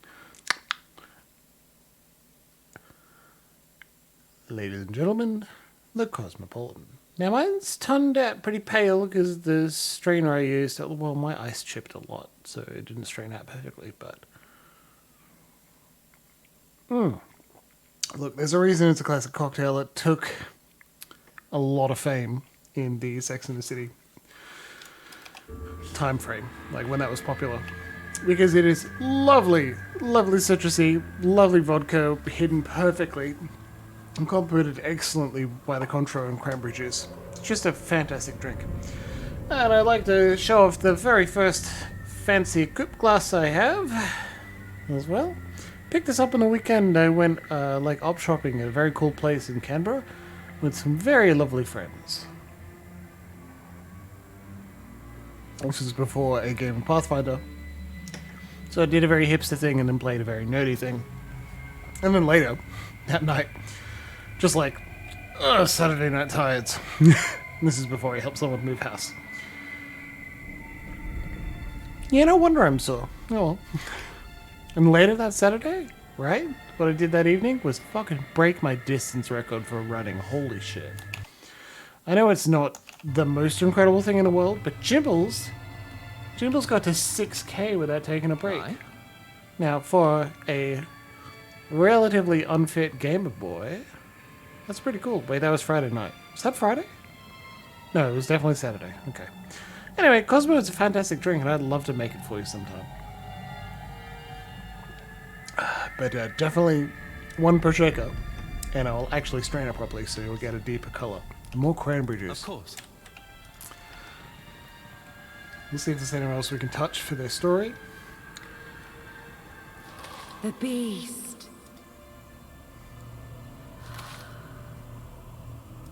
The Beast of Winter, also named Rimagand. The stone face is silent, though you cannot shake the feeling of being watched. Got it, Luxie? Happy to do so. Just a lovely drink.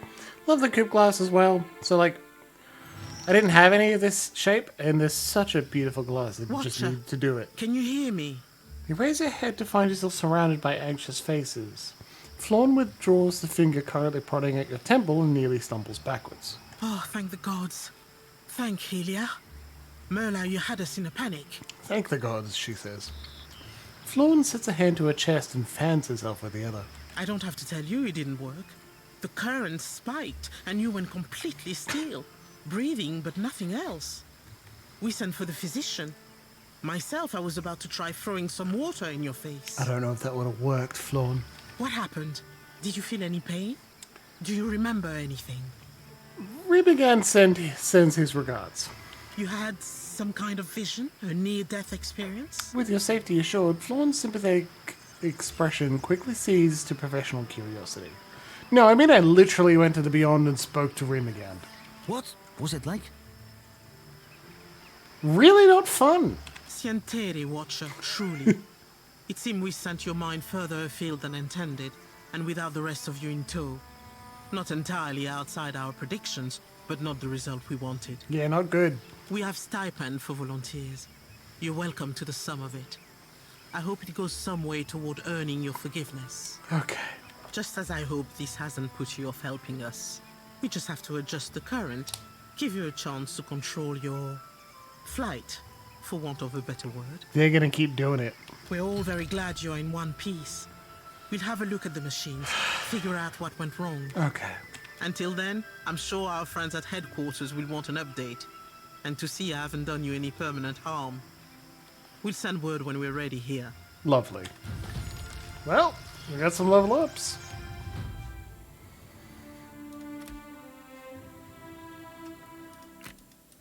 Bing. Bong. Ooh. Let's look at third ranks here. Rennie Darrett's ghost speak. I'll catch you, Ben Fidel. Frightens enemies. Frightens not terrible. Think, rejoice, my comrades. 2 fingers of daylight. That one was really good. We used that a lot in Pillars 1. And evil turned away from the sun. Burns enemies. Deals great at, yeah, like burns enemies. Fantastic. We generally launch at our allies, and the fox from the farmer did run and leap. It was so good. Ancient memories just good. Like health restored per second. Fantastic. Yes, please. But we're just taking the passive. I know it's not as interesting, but we're doing it.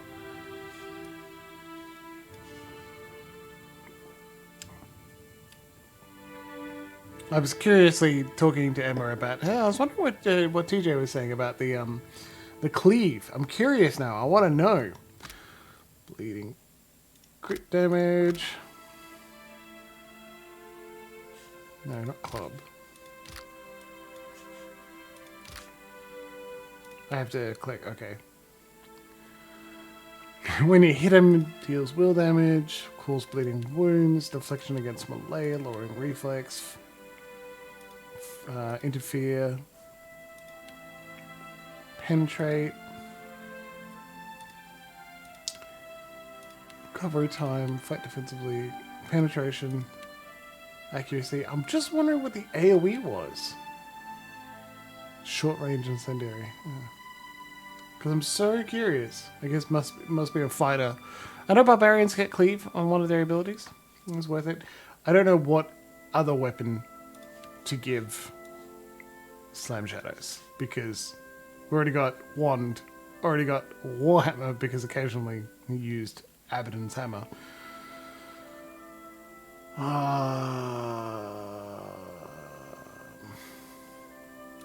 Not that big a decision. Rapier it is. Because why not? Dexterous boy. Arcana and metaphysics. It's just what you're good at, Aloth. You're our wizard. Our favorite wizard.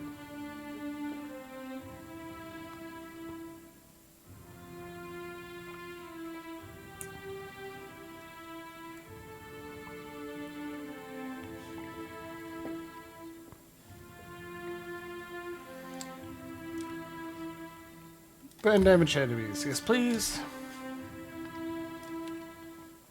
As if I'd pick anything else. Dude's gonna be the best with all caster weapons. He's just the quintessential wizard. He's the big nerd of the party, okay? We need to respect him for that. I'm not taking explosives. It's just not a thing. Arcana's relatively pointless because we always have our good friend Aloth in the party. We love him. He's our favorite. So I think you're going to be good at alchemy.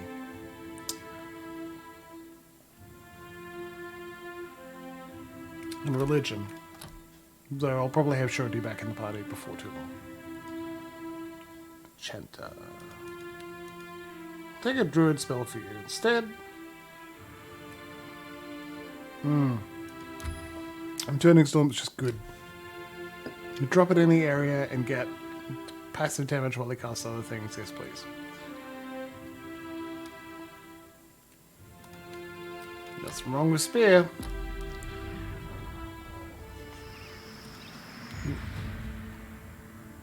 I only wish that the more stealth, not a bad idea. Survival, yes, please. The level up music didn't restart when you're leveling multiple characters like this, because yeah. Yeah, but we're not often within 4 meters of one another, because one of them is very ranged. Oh, animal companion gains engagement. It's pretty good. Accuracy bonus when fighting an enemy. So many of these are good. I'm really glad we didn't dual class her.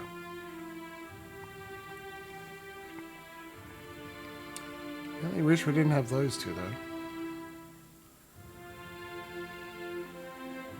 I just like upgrading abilities we already have.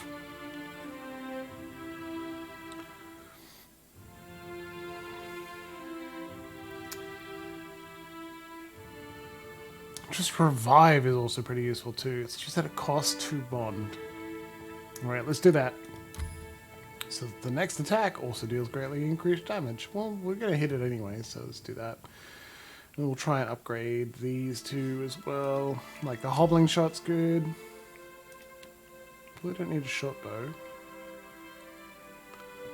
2 kinds of ranged weapon. Let's give you a 2-hand as well. Just in case. Need to give you a weapon for when enemies close with you. Alchemy, metaphysics, perfect. You're perfect, never change. Think you'd win. Stun and damage when she's targeted by an effect. Oh, no.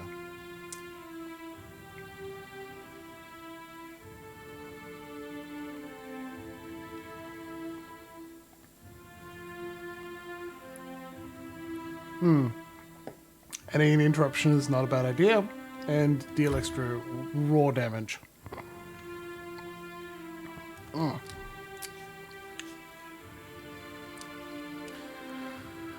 There's something really, really good, Stiletto, about excellent cocktails. Like, excellent, well-designed, classic cocktails that have existed for some time.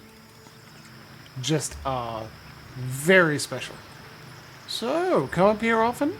The hum of the machine dips into a lower tone whenever someone stands within arm's reach. Every day with it. Well, let's keep going. The really classic cocktails, the very special, very beautiful ones, have their own taste to them. They're more than the sum of their parts.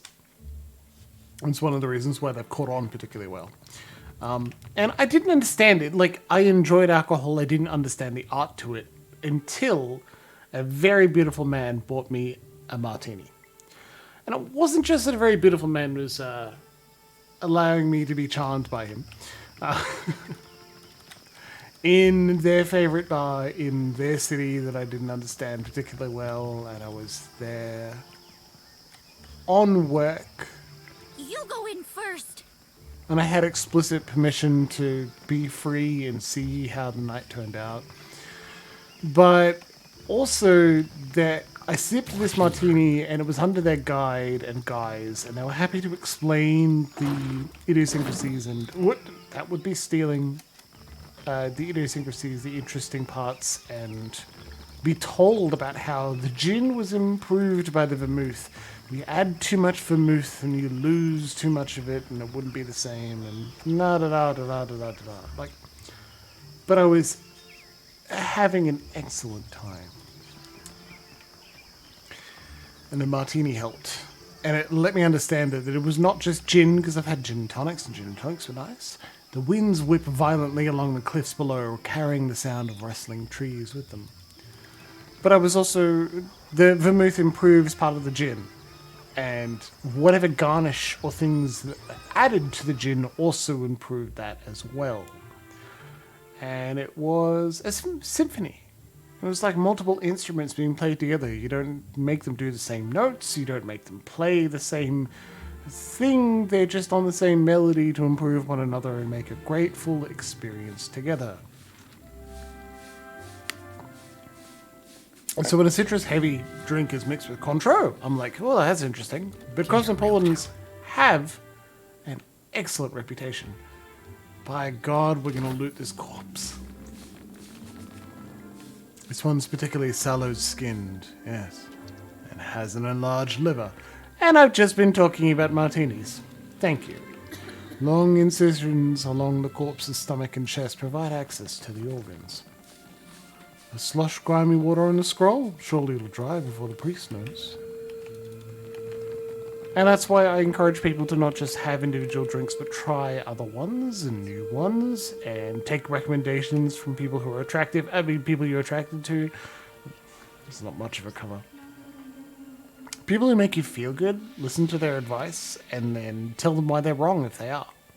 And if they're not, tell them you appreciate their insight. The tablets hold the tale of Kohopa and Tangaloa, devouring creation at the very dawn of time. An ailing Amwa priest regards your approach with curiosity. He coughs into a sleeve stained with a splatter of silvery flecks. Come closer to the altar. Come inside. The temple welcomes all to worship, most especially you. There's not that much insight. I mean, I very clearly have created a divinity that's of, like, in my own writing, my setting, I have divinities that are about pleasure primarily and understanding other people and listening to them, to let their friendship make you a better person, because those are things that matter to me and feel like make me a better person. If that's a value that I hold closely to myself, of course it'll be reflected in my writing. And that comes from this, right? Nothing good I do is invented entirely by myself. I'm by no means an island. I'm an archipelago. I'm nothing but made up of all the people I've really liked and internalized. That's how you can look back on perhaps someone you don't see that often anymore and still be very pleased with who they are and what they've done to you. The priest appears knowingly at the center of your chest, lips curving in an ardent smile. Hands trembling, he touches a length of chain around his neck. I ask only for no talking. Not until we pay our respects to Berith, to Rikuhu. Let us pray. He bows his head. Silent prayer? Where are the songs, I say? Did you learn this from Valians? Interesting here is the recognition that different cultures will worship in different ways. Again, I ask that you please fall silent for prayer. Teheku, please don't fuck this up. Deity of life and death, the endless devourer who encompasses all existence, hear this prayer, this voice. chiming. I beseech you, Kohopa and Tangaloa, to ready this shell for sucking. Purify my soul in preparation for the coming of the next cycle. Kasu was essentially speaking to a divinity of death and asking to die well, or die soon. Digest all of my devotion. Swallow my sorrows, even the smallest swell, so I can be spit on the morrow. And Riku, Barath, my god and goddess both, the eels that churn in ceaseless cycle, the new and the next, and... From life to death to life again, blessed be an end. Nodding fervently, he accepts your ending to the invocation. He presses his hands over the center of his chest, touching the item tucked beneath his shirt, and then raising his head, he cracks a frail smile. All right. I will address your inquiries best as I can. So ask. What was that about preparing your soul for shucking? End of the turn. I'm nearing it. Been working hard, preparing for weeks. You know, to die. But first, I've got to leave guidance for my apprentice, the next in the cycle. Chosen to lead. He sweeps a hand toward the stone tomes piled across the floor. You're dying? Been wasting away for months. Can't say it's been easy, dying so soon.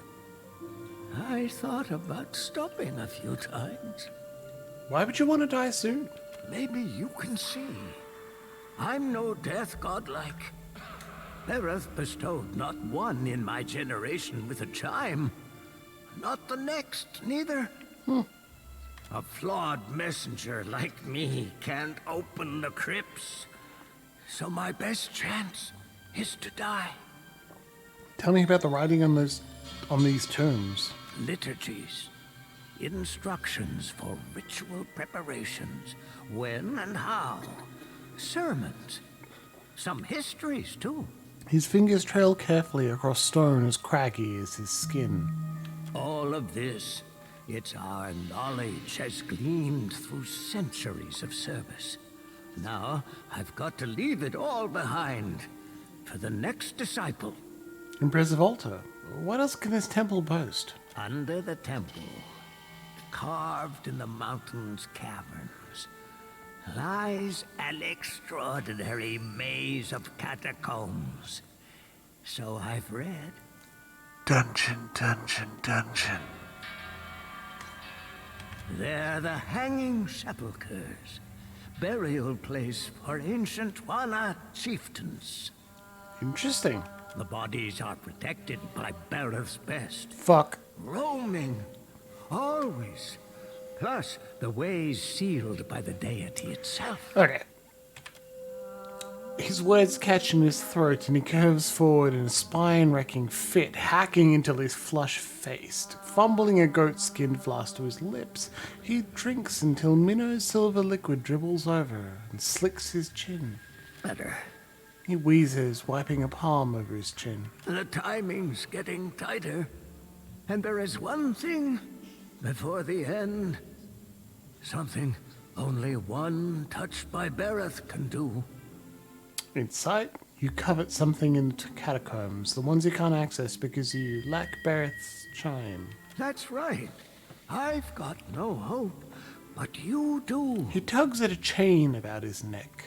My eels, my infinity coil keeps rattling. Pendants resonating with your chime. We are well and truly Barath's herald right now. We are infused with their power. The priest presses the palm of his hand to the front of his chest. He stares, scrutinizing your face. He shakes his head, disappointed.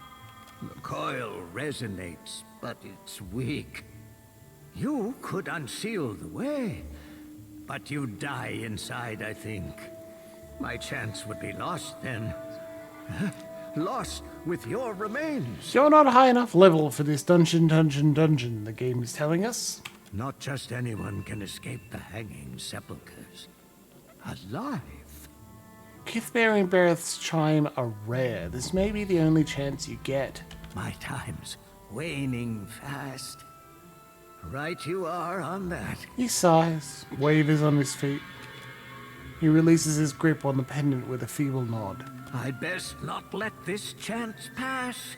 There's a sacred text. The eulogy to Isaiah. It's been buried in the catacombs beneath the temple for centuries, next to his champions. I need it. Of course, the tombs, they only open to the dead, or those bearing Bareth's chime. This is a good thing to do, right? Side quests that explicitly mention the setup of the story.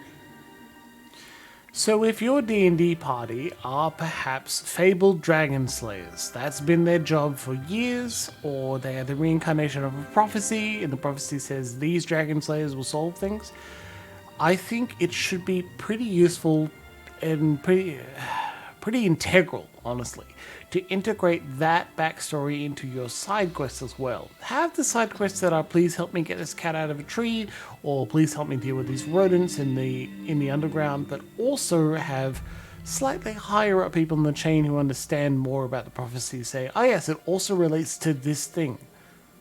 And so here we are Bareth's herald because Bareth said, please go deal with Aethys. And we're like, where? Okay, sure. But the divinity has a larger impact on the world that needs to be included. They are worshipped by other people. There are other rituals that are just done by this heraldship. So here we are. We can solve a problem that seems to be unrelated to our actual purpose, which is dealing with Aethys, but we can help. Why do you need Ysir's eulogy? It never was added to the tomes, but it holds the final clues for my death. It's my best chance. It's just important. It's a way to make it feel like the things you're doing are connected and follow to a theme. Your players aren't just doing X task because it popped into your head 10 minutes before the session started. And that makes the whole thing feel slightly more worthwhile. It's also the same sort of world building and rationale building people would do when they're creating published adventures. I prayed for decades, night to day and night again. Now, here you are, just in time. Means Bareth sent you to see to my success. Alright, I'll have a look for it then. The priest bobs his head. From beneath his shirt, he untucks a stone-carved circlet in the image of an eel. The pendant vibrates on the length of its chain, throbbing harder the closer he holds it to you. You're my best chance. Or only, maybe. Take the coil. It'll open the crypts. Bring me Ysir's eulogy, and I'll teach you all I know of Bareth's arcana. We won't have to spend 300 copper. You gain an item, the eel's coil. Cool. We straight up can't do this dungeon yet. We will die. It's too high a level. Sorry. Even though we did just level. Nope. We need to go sail around for a bit. Come back later. But ADHD field impulsive missions, yeah, but like they're fun, absolutely. It's just when you come up with them, also find some way to tangentially relate them to the conceit of the main quest. This is also a decent lesson of recognizing when you're out of ideas for your main quest, like ways to work it in, and you end your game. You create new characters, you fiddle around with the setting in another way. This is a good lesson to take to heart in D&D 5th Ed especially. 3.5 is more of an issue. At some point, not just dying and replenishing characters, your game's got to end, and your characters wandering around the setting should retire, and should come up with another conceit, or a different world to explore. Change is as good as a holiday. Sometimes change of system is as good as change of setting. So I'd like to ask more questions of this dude when we return. But I'd like to leave Bareth's temple. Continue wandering. We did a good side quest, but we can't do this one yet, and it's better to like organize our game sessions, and especially our VODs, shout out to our people in the VODs, on a theme. We can't do this quest yet. What does water shaping feel like, Takeda? We're not going to do it. Akira, it is like making love to a bloom of jellyfish. Like 1,000 wet kisses with a delicate caress under the skin. I may have missed my calling. Does not sound bad, that's for sure. Forsaken Cat, not if I have anything to say about it. Posy the Cat. 1 to all fire keyworded power levels. Very cool. And your party gains a reflex bonus. They're pretty good. Oh? Mark Vanderbeege. You find a man in middle years inspecting a metal tool unlike any you've seen. He has several similarly strange items on his belt, all quite clean and orderly. It looks like the tools one might use to pull a tooth or shoe a horse, but are much more delicate. He wears pristine, cream-coloured robes. The muzzle of an arquebus is visible just over his shoulder, his eyes brightening when he notices you. Oh, we get this for having decent arcana. The man's robes shiver with a faint trace of arcane energy. Glyphs stitched into the hems and sleeves seem to be the source of the effect. Good day, traveler. I see you've taken an eye to my instruments. If you've any interest in the medical sciences, you need only ask. I think so, Luxie. Well then, questions? Tell me about yourself. I'm a researcher in the medical sciences. And before you ask, no, I don't mean animancy. Neither do I mean magic, nor, gods forbid, necromancy. Medicine. Study of the kith body, its inner workings and such. Cosmopolitans are strong, and much stronger than I expected. Whoops. I've misgivings about magic use. It's useful, I'll grant you that.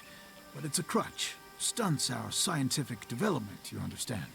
Makes me a bit unpopular, as you can no doubt imagine, which is why I've got this arquebus here. What do you mean by unpopular? A patient of mine died under questionable circumstances. One morning they were fine, and the next they were dead. Someone is trying to discredit my work, I just know it, but they won't succeed. What an interesting story for your Kickstarter backer to have. I came here to the archipelago to evade my rival's attempts at sabotage. And there certainly is quite a lot of work in the Deadfire, I must tell you. Can you teach me about what you've learned in your research? I've told you of my troubles. I suppose it's the least I can do. Settle in now. I've got a lecture prepared for just this occasion. No, I don't think so. Of course. Should you change your mind, you'll find me here. I wish I could, but I bought a cat for some fucking reason. Because why would we not? Now, sort by money and... Ooh, that's one expensive dog. I don't think we could afford it, but let's just see, right? We picked up a couple of things, right? Let's see if we can sell a few things and get trained. If nothing else, having a decent stat bonus while we leave Neketaka is just not a bad idea. Alright, let's sell the shimmer scale, even if it is fantastic. Not selling the doggo. We'll sell the amulet of health, no one needs it. Actually, technically, one or two of our companions could use it. Now we have just enough. Potions. We don't need to use the potions. Let's sell our drugs as well. As nice as they are in the luminous Atrodust. Okay, that should definitely be enough. Enough. So picked up several books that we don't need.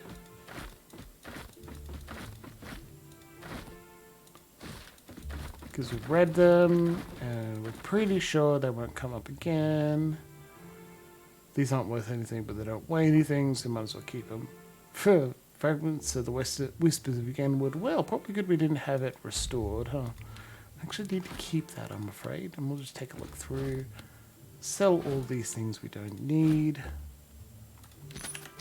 More than enough money now, right? Right? God, I hope this is the last one, because I don't think I can do it. Mark Vanderbeege. Yes, what? Well then. Teach me. I told you of my troubles. I suppose it's the least I can do. Settle in now.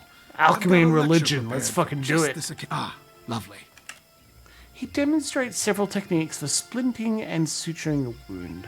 Once he's sure you've got it, he runs you through a diagram depicting the sundry herbs indigenous to the Deadfire and their various healing applications. Finally, he goes on at some length about the nature of faith and scientific inquiry. When he's certain you've learned all you can, he claps you on the shoulder and sends you away with a smile and gentle admonishment to study more. Okay. Like, I'm not surprised it doesn't go on everyone, right? But still, alchemy and religion, now 2 and 2. So not terrible, it's just we've not come across something that Slam Shadows treats as his special skill, right? When is someone going to teach us bluff or diplomacy or arcana or mechanics? Boy, that'd be good, right? Probably too good, and that's why we haven't run into one yet. Alright, I think there's only one more NPC in this area to talk to, and then we're moving on. High Priest Haiti.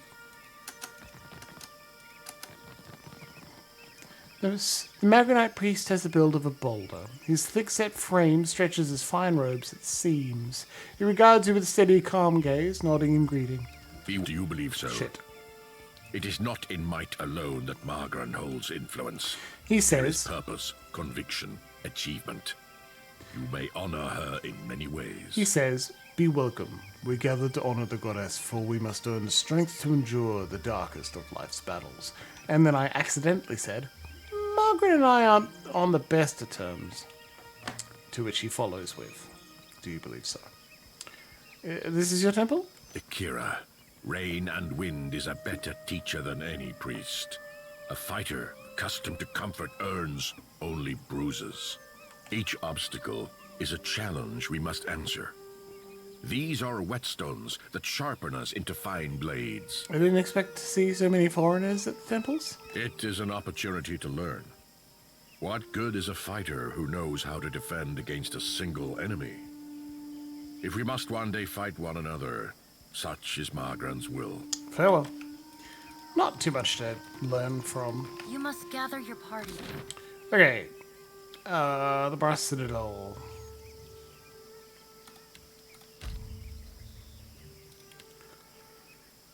And then let's get going. I want to get back on the Oh, Vela. I want to get back on the ship tonight's session. We have 45 minutes left of tonight's thing. So let's just take a brief look around the Brass Citadel. Neketaka is not a city you can finish in a single outing, which is also why we didn't do the dungeon in the Gullet, and we didn't do the dungeon underneath the Temple of Barith. We'll be back. Don't worry. The Brass Citadel. This is the Brass Citadel is a fortress for the Royal Deadfire Company. It's the same way the Queen's Birth is supposed to be an area for the Valiant Trading Company. Halt! What is your business at the Brass Citadel? Jesus. Alright, I met Hazanui Karu at the palace. You're the Watcher. The one who nearly caused a riot in Queensburg. His mouth quirks in a grin. Grand Secretary Atsura wants to meet you. His office is on the lower level of Imperial Command. Up the stairs. He points up the steps. Once you're inside, go downstairs through the room on the right. What about the Hazanui? Her office is at the back of Imperial Command. She is busy organizing other matters. He clears his throat. But I am sure she will grant you an audience. Alright. With sails unfurled and sword held high, to battle for glory and Rautai. Faithfully done, Emiani. Report to Wakoyo Nui when your hands and your temper have healed. What was that? That's the last time I ship out with some soft-handed runt. Come to gawk, too? My punishment's over, you know. She looks away and crosses her arms carefully to hide her burned hands. Why are you holding a red-hot cannonball? She glances back at you, a look of defiance in her eye. I punched my captain. Alright, sweet. Atta girl. Good job, Maya. It's as if the mere mention of the incident takes her back to it. Her face darkens with anger, and a bitter snarl transforms her features. Though maybe he shouldn't have insulted my aim. Like I don't know the difference between a smooth and rifled bore. She shakes her head, quietly stewing. What are you going to do now? I'm not reporting back to Wakoyo, that's for sure. I crewed on mercenary ships before this. Come to think of it, that suited me better. She grins impishly. Still a scramble root at heart, I guess. But I'm plenty experienced. Maybe I'll see if anyone's looking for an expert cannoneer. I could use an experienced cannoneer on my crew. She looks you up and down, considering your offer. Don't take this the wrong way, but I only crew with captains I know. Aww. Either personally or by reputation. I'm sure you're capable, but I don't know enough about you. Yet. Her eyebrow quirks up in hopeful suggestion. Let's talk again when you've made a name for yourself. Alright. Well, I was close. Orland Peddler. Hey, buddy. You selling Orlands? Hello there. Always nice to see another furry face around here. Aww. She winks at you. I've got all sorts of goods and supplies. Take a look before you head back out. Why are you working in a Rawatayan outpost? Because I'm from Rawatai. Or, to be more specific, my ancestral home's been part of the Empire for decades. Few generations now. She chuckles. How did your homeland become part of Rawatai? The usual way, I guess. Their soldiers beat ours. She shrugs. Doesn't that bother you? She glances around to see if anyone is in earshot. I guess it used to. When I was younger, I grew up hearing stories of the time before from my grandparents. But they were children themselves when Rawatai took over. She frowns at you thoughtfully. Some wax romantic about the old days. Anyways, I'm just trying to make a living. That's why I'm here, after all. What's it like living under Rawatayan rule? I don't know. I never known anything else. Fair. We've got the Rawataians' fancy new irrigation canals now, and the roads have gotten better. The ones leading into Takoa, anyhow. She pauses, lost in thought, and smirks. Funny thing is, the further you go on them, the nicer everything gets, and the more it all looks like this. She nods at the stone walls and towers. Well, let's get back to business. That's a better subject. She smiles carefully. Take a look. That's interesting. Bit of, well, there's no pets here, so I don't have any demands to get them. Bit of a...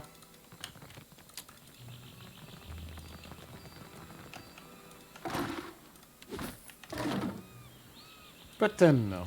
Beat it. I don't have time to chit-chat. The thin Valian glances over your shoulder with an expectant frown. Shouldn't you be at work or something? This is no place for the likes of you. He frowns in disapproval. Oh, it's this guy! It's the thief from the dark cupboard. I'm in the market for some gloves. Have any? He eases back, taking a measure with a critical eye. Fascina sent you, didn't she? Bostinago, just for these? Shaking his head, he pulls a pair of fine gloves from his pocket, studying them with evident disappointment. Soft as down, but not a single fence willing to pay me a fair price. Maybe they've got imp stink all over them. Or maybe the stink of failure, you no-good thief. He opens his mouth to say more, but something to the southwest distracts him and his expression fills with dread. Here he comes, and I'm too late. If Hamuto doesn't give me an extension on my debt, I'm a dead man. Keep your mouth shut and follow my lead. Glance at you, but Denno shrugs and swallows down a lump in his throat. Sorry, colonialism and imperial rule is what happened to that poor Orlan. I can't go too much into the subject because I'm pretty white for that. And also, I get a little tipsy. Instead, let's focus on this discussion we're going on. A unit of steely-eyed sailors approach the docks, clutching pikes and firearms with quiet professionalism. At their head stands a tall armoire in a mustard-yellow uniform. He turns his attention between you and Berteno. So, Berteno, you hired a mercenary, or else a negotiator.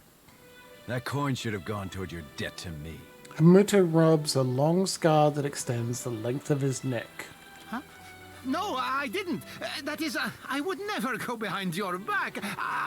Berteno's voice falters and he turns to you with sudden panic. Berteno, shut up. The adults are talking. Hamuto's eyes brighten and he nods. The soldiers around him chuckle with approval.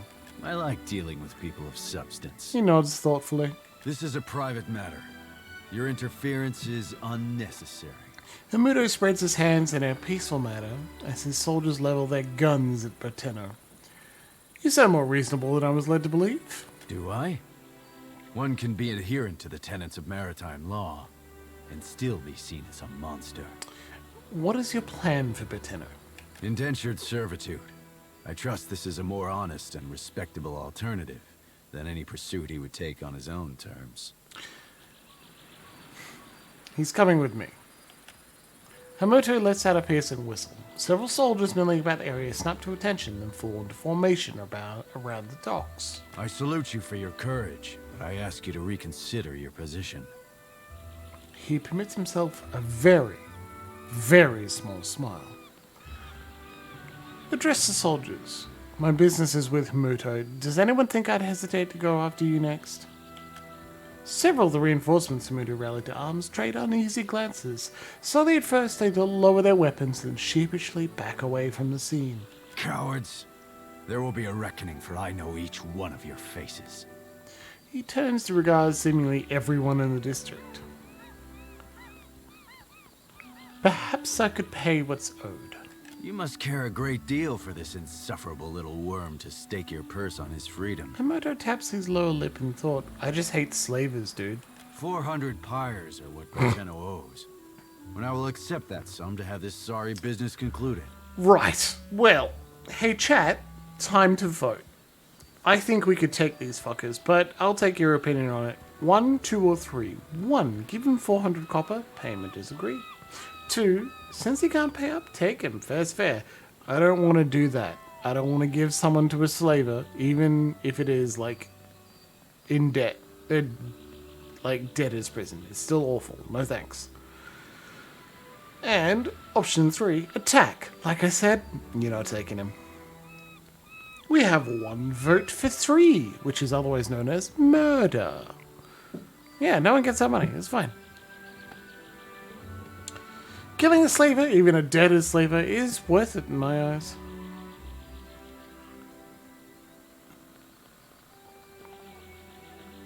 It's 400 like. We spent 9,000 tonight on training. So it's not a lot of money. We're meant to make a name for ourselves. Well, yeah. Killing this Hamuto stone heel is totally worth it.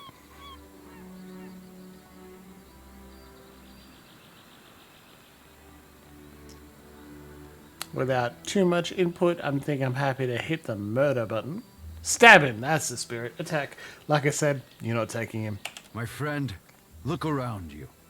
We stand in the shadow of the brass citadel, not some Velian den. Hamuto gestures with an open palm. Raise your fist and the full force of Rauatai's armada will descend on you. Or back away and live to fight again. He bares his teeth in a fierce grin as he relishes the idea. No deal, Hamuto. You, look alive. Hamuto snaps his fingers at the other Royal Deadfire Company sailors at the docks who turn to your exchange with interest. My friend here needs a lesson in humility. He signals his company to attack. Okay. Powderhouse Guard gains a wound. So these... How much have we aggroed? Hopefully not the whole place. But hey, that's the choice we made. You lost reputation in the Royal Deadfire Company. Minor. You also gained reputation for something as well. Look, I'm pretty sure we can take him. I'm not too worried. We're gonna summon a storm. And look, Maya didn't go, don't do that. So how bad can it be? And since we're starting in very close range, we can actually unload our abilities very early. Alright.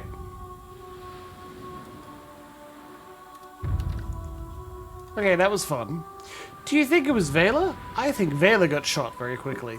So the Brass Citadel, otherwise known as Vela's Fall. Yep, thank you. Okay, it's fine. Don't worry. What we're going to do is the exact same thing as last time. Read anything good lately? Her office, but a riveting essay on the properties of illusion. And Catabolt's treatise on the finer points of corrosives. Glad I asked. Faithfully done, Emiani. Report to Come to Wakoyo Gok. Nui when your hands and your temper Maybe have he healed. shouldn't have been. Don't take. Let's talk. Right. Now, all in peddler. That's the Hello last there. time I ship I've got out all with sorts some because the soft usual. I guess, but there's some. I don't know. Funny thing is, I don't know. Funny thing is, that's a take a look. Right. See how much faster it is when you don't actually listen to anything anyone is Beat saying? it. Shouldn't you be at work or something? Have any Fast, gloves? Soft as down, but not a single... Here. Oh shit. Didn't save right before then. Yeah, probably should have saved right before talking to Britanno. Oh well. I forgot that it just happens right away. No, I didn't. This is a private matter. Do I? Indentured servitude. You must 400 pyres. I salute you for your cowards. My friend, raise your fist in the... You, look alive. My friend... Right. Vela, do not die immediately, okay? In fact, where are you? Right there at the front? Of course.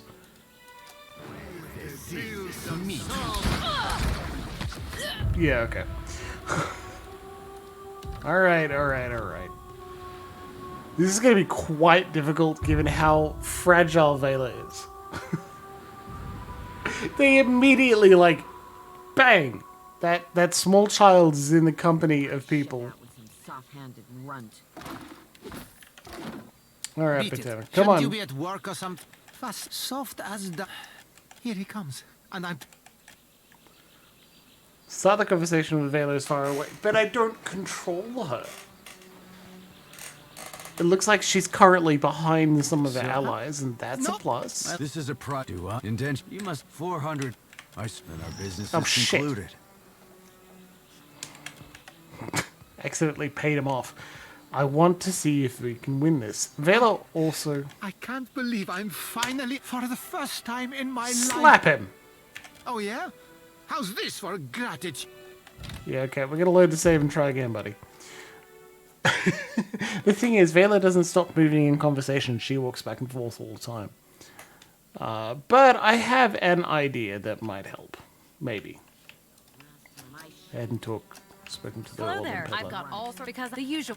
I guess, but there's some. I don't know. We've got anything. That's a better subject because I'm from. I don't know. We've got anything. That's a better subject. Cool. Don't talk to him. Go over here. Come on, Vela. You stay right there, okay? Beat it. Shouldn't you be at work or not a fast, soft as down, but not... Da, Here he da, comes. keep... Yep, cool. Right. Stay back, Vela. I say as she walks forward. Come on, girl. Do you want to get shot by multiple people? Nope. This is a... Do I? Then Indentured servitude. perhaps I can pay coming with me. I salute you for your courage. Intimidate. Cowards. There will, my Talk friend, raise your and fist wait. and the full force of Rawatai's No. armada will descend on you. Back you go. Or back away and live to fight again. We wait until Vela's... Not yet. Come on, you can do better than that. No, the other direction. Pretty good, but like behind everyone. You can do it.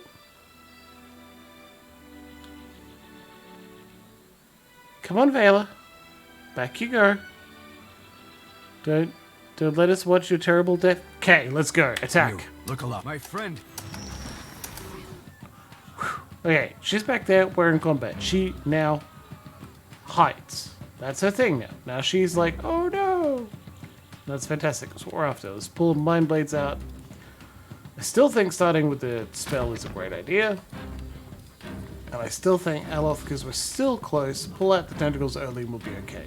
You do a Mind Blades. And now, you do one of these. That's it. Back you go. And Bird, you should attack. Okay, now we got this in the bag, baby. Well, I didn't tell him to turn into a shark, but I don't think it's a bad thing. Would you move into melee?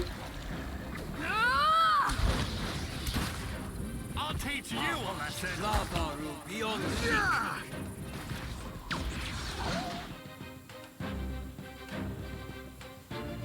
Did he use escape to teleport next to Vela, and now he is aiming an arquebus directly at her head? You, sir, are a jerk. Interrupt and knockback. Oh, that will that will kill Vela. This paralyzes. Let's try that. Let's try another interrupt. Maybe that'll help. And also, get him. She took a blow. God. Game is trying very hard to have us killed, huh? But wait. I can't believe I'm finally out of debt. For the first time in my life, I'm free. But Tenno clasps his hands together, tears brimming in the corners of his eyes. Yes, and it only took me killing your enemies. Actually, let's slap him. I'm torn between 3 and 4. Quick votes, everybody? Very quick. 3, alright. It only took me killing your enemies. That's pretty convincing, Loxy. Alright. Yes, it only took me killing your enemies. Perfetto. Problems like this always work themselves out in Fuck the end. you. If you see Fasina, tell her I'm hiding out with some principy friends. Also, catch. He tosses you Rakowa's fingers with casual disdain. Yeah, see, Gollum, that would have been very funny just to be like, actually, I own your debt now, fucker. It's a new Bertenno all the way. Pirate Bertenno doesn't get himself in anyone's debt. Laughing in a full voice, he makes a hasty exit. Clear skies, Matarua. Well, we can now sell some stuff. That's for sure. That was totally worth it. Oh, slam shadows. You shoot your way out of every problem. Also, we have a fine pistol now instead of a regular pistol. Upgrade. Captain. Aye, indeed. How may I help? Rakowa's fingers are the gloves. Oh, looks like they're a quest item. 1 dexterity, 1 sleight of hand. Great spark crackers. Wow, that's actually it's actually pretty good. Aye. The metal is as smooth as marble and polished to a shine.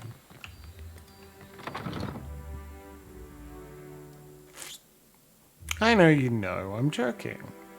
I'm just rattling the cage a little bit. Hey, Udra, what's up? The man greets you with his arms crossed over his chest. He has a massive scar tissue where his left eye would be, and his hands are knotted with bulging tendons. Looking for a pistol or an arquebus? Rawatai makes the finest guns in Aora, and I make the finest guns in Rawatai. What makes your gun so special? Craftsmanship. He holds out his knotted hands, keeping them entirely still as he speaks to you. They're covered in small burns and scars that blur the varied pigmentation of his skin. If you ask my superiors at Imperial Command, they'll tell you our main exports are saltpeter and metal. Those are just things. They're prized because of what we do with them. He reaches under the counter and presents a blunderbuss, holding it out for your inspection with his ever-steady hands. It's a high-quality piece. Rawataian industry is about discipline, precision, mastery of a careful art. Those qualities guide all that we build. He puts the blunderbuss away. Let's see what you have. Ooh, a blunderbuss. It's very expensive. Lovely. Ooh, cannons. Cannons for my ship. Yes, please. God, that'd be good. I'd love to upgrade the cannons. Get ourselves some royal bronzes or worm tongue. Oh, worm tongues. Not very good. Very funny, though. Okay. Stealing. Still is a pond. Oh, we could. We definitely could steal from here, then. Could slam. Right here, sure. Get out of the way. Wait. And steal. There. What did I tell you? An exceptional blunderbuss. Amazing. I got it. And an arquebus. Lovely. I got this. Can't get that, though. That'd be good. These guns look ancient, but the metal is still polished and the wood perfectly smooth. I got this. Apprentice gunsmiths. The scrolls are filled with meticulous diagrams of rifles and pistols. I don't know. Stealing from people like this when it's essentially effortless is fun in a game. For what do you bury your face in parchment, my friend? A wizard requires a grimoire. Surely you write your chants somewhere. Never. For what would I scribe a song that lives in my heart? Powder House. You must think I'm an idiot. Ach, you got one thing right. I do love salsa. Thank you, Emma. The cannon looks recently polished. Green islands and blue skies. The locals don't know how good they have it. Why does your Ronga carve his name into a rock? The Ronga Nui, and it's a commemoration to show what he built. Oh. Then did your Reparo also write their names on other stones? Earned.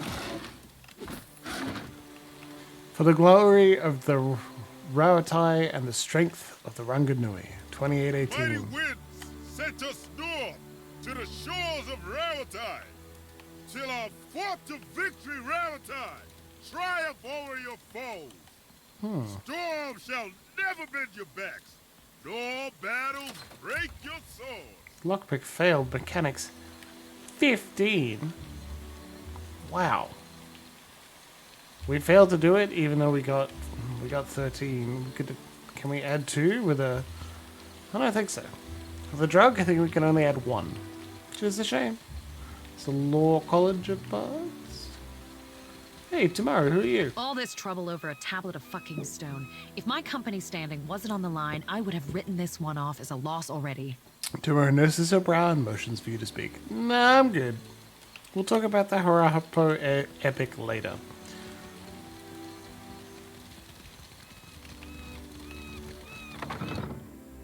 I wanted to get back on the ocean, but no, Vela kept having to get shot again. Probably shouldn't be talking so blasé about a child being shot repeatedly. Reloaded saves. It never actually happened. Different universe. An inscription reads, "That which grows is strengthened," by Carl Mason Takeho. A ship? This map shows shipping routes from Deadfire to Rauatai. Well, we can't even unlock that. Jeez, lad. Clear skies, my friend. Wakoyo crosses his arms and tips his head to the side. A long scar traces a path down his face, curving sharply where his cheek rises with a smile. Slime Shadows, captain of the compensation, at your service. I know of you already, Captain. Maya, I assume you vouch for your new captain. He turns his focus towards Maya and Ashiza. On occasion. Why? Not frequently. Your ship, unmoored from Deadfire politics, is an asset I would grasp with both hands. An arrangement can help us both. You will empty the seas of competition in exchange for profit. Hunting ships for Rauatai? Where do I begin? This courage will win you many battles, I think. Who do they want me to kill? A Scylla wave skipper is your first target. A pirate shirking any pretense of lawful conduct in the open seas. Wakoyo grimaces and itches at his scar. Alright, I'll take the bounty. Most excellent.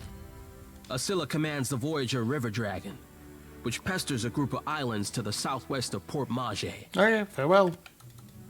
We'll deal with that later. Cool. I thought that was the person who wanted to see us, right? Before we spoke to the Admiral, but never mind. Officers' Lounge. Dogs. Probably won't let us into the battle house yet. We failed to unlock the upper door. It's a shame. We'll get there, don't worry. Cold as winter until suddenly she's not. Meet her eye when you've got bad news. She respects that. Cargo manifest shows saltpeter received from Barati. I don't think she likes me. I spent most of my career escorting foreign ships. Many have. She's got nothing against scramble routes, but don't stare at her hand. And raw foodstuff shipped back. Someone named Pero is trouncing his opponent at Hazatoa Lounge. If this is about the Hazatoa tournament, I've got nothing to do with that, alright? I just serve the drinks. He holds up his hands with the exhausted resignation of a man who's made his case many times. What's this about Hazatoa? Some of the soldiers and sailors get to making unwise bets when they play. He rolls his eyes. Like I said, I keep out of it. None of the regulars are looking for new opponents, though, if that's what you're asking. All the better for you, trust me. Why do you work for the Royal Deadfire Company? They always pay on time. They're run by the Ranganui, so they should, right? He grins. Also, I'm from a town near Takoa. Rautai's full of all kinds of kith, not just Amawa. But the Amawa have a long history at sea. They make up a lot of sailors and soldiers, including most of the ones that ended up here. He nods vaguely at the bar. This is an important thing to do in your world building. Like, make it clear that things aren't racial or cultural hegemonies. Hegemonies? One of the two. It just reflects reality better than perhaps other nationalistic art actually does. You're a captain working for the Royal Deadfire Company, right? Sure you are. Even if you're not, I've heard your name enough to think you are. He winks. Try the razor skewers, if you can handle the heat. He smirks and challenge. Well, well, well. If they weren't so expensive, I'd get some. It's 1 to all power levels. That is very good.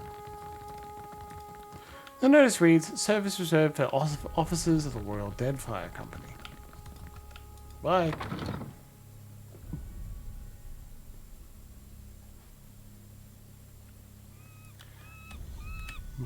Could be screwing us both over, and it's actually hegemonies. Hedgerognogles. Hedgeaboos. Hedgerows. Oranges. Forsaken cat? Not on my watch. Living inside the powder house. But this area is strictly off limits. The young guard draws himself up to his full height, crossing his arms. Can I just look around inside? Sorry. My orders come from the Hazanui herself. Come on, I can't get into that much trouble, not when this place is so well guarded. All it would take is one stray flame, one errant spark. He catches himself and stops, shaking his head. No, I'm sorry, but you really don't understand. Alright, what is this place? Private property of the Royal Deadfire Company, that's what. Yeah, as you warily. Alright, bye. You won't come to regret this, will you? Let me into the powder pile. I'm normal and can be trusted with weapons. Could be hedge monkeys. Could be. I'm normal and can be trusted with weapons. The air around the coral thrums with life-sustaining magic. Sabomi! A young woman with a bright, wide smile and eyes to match raises her hand and gives you a quick but enthusiastic wave.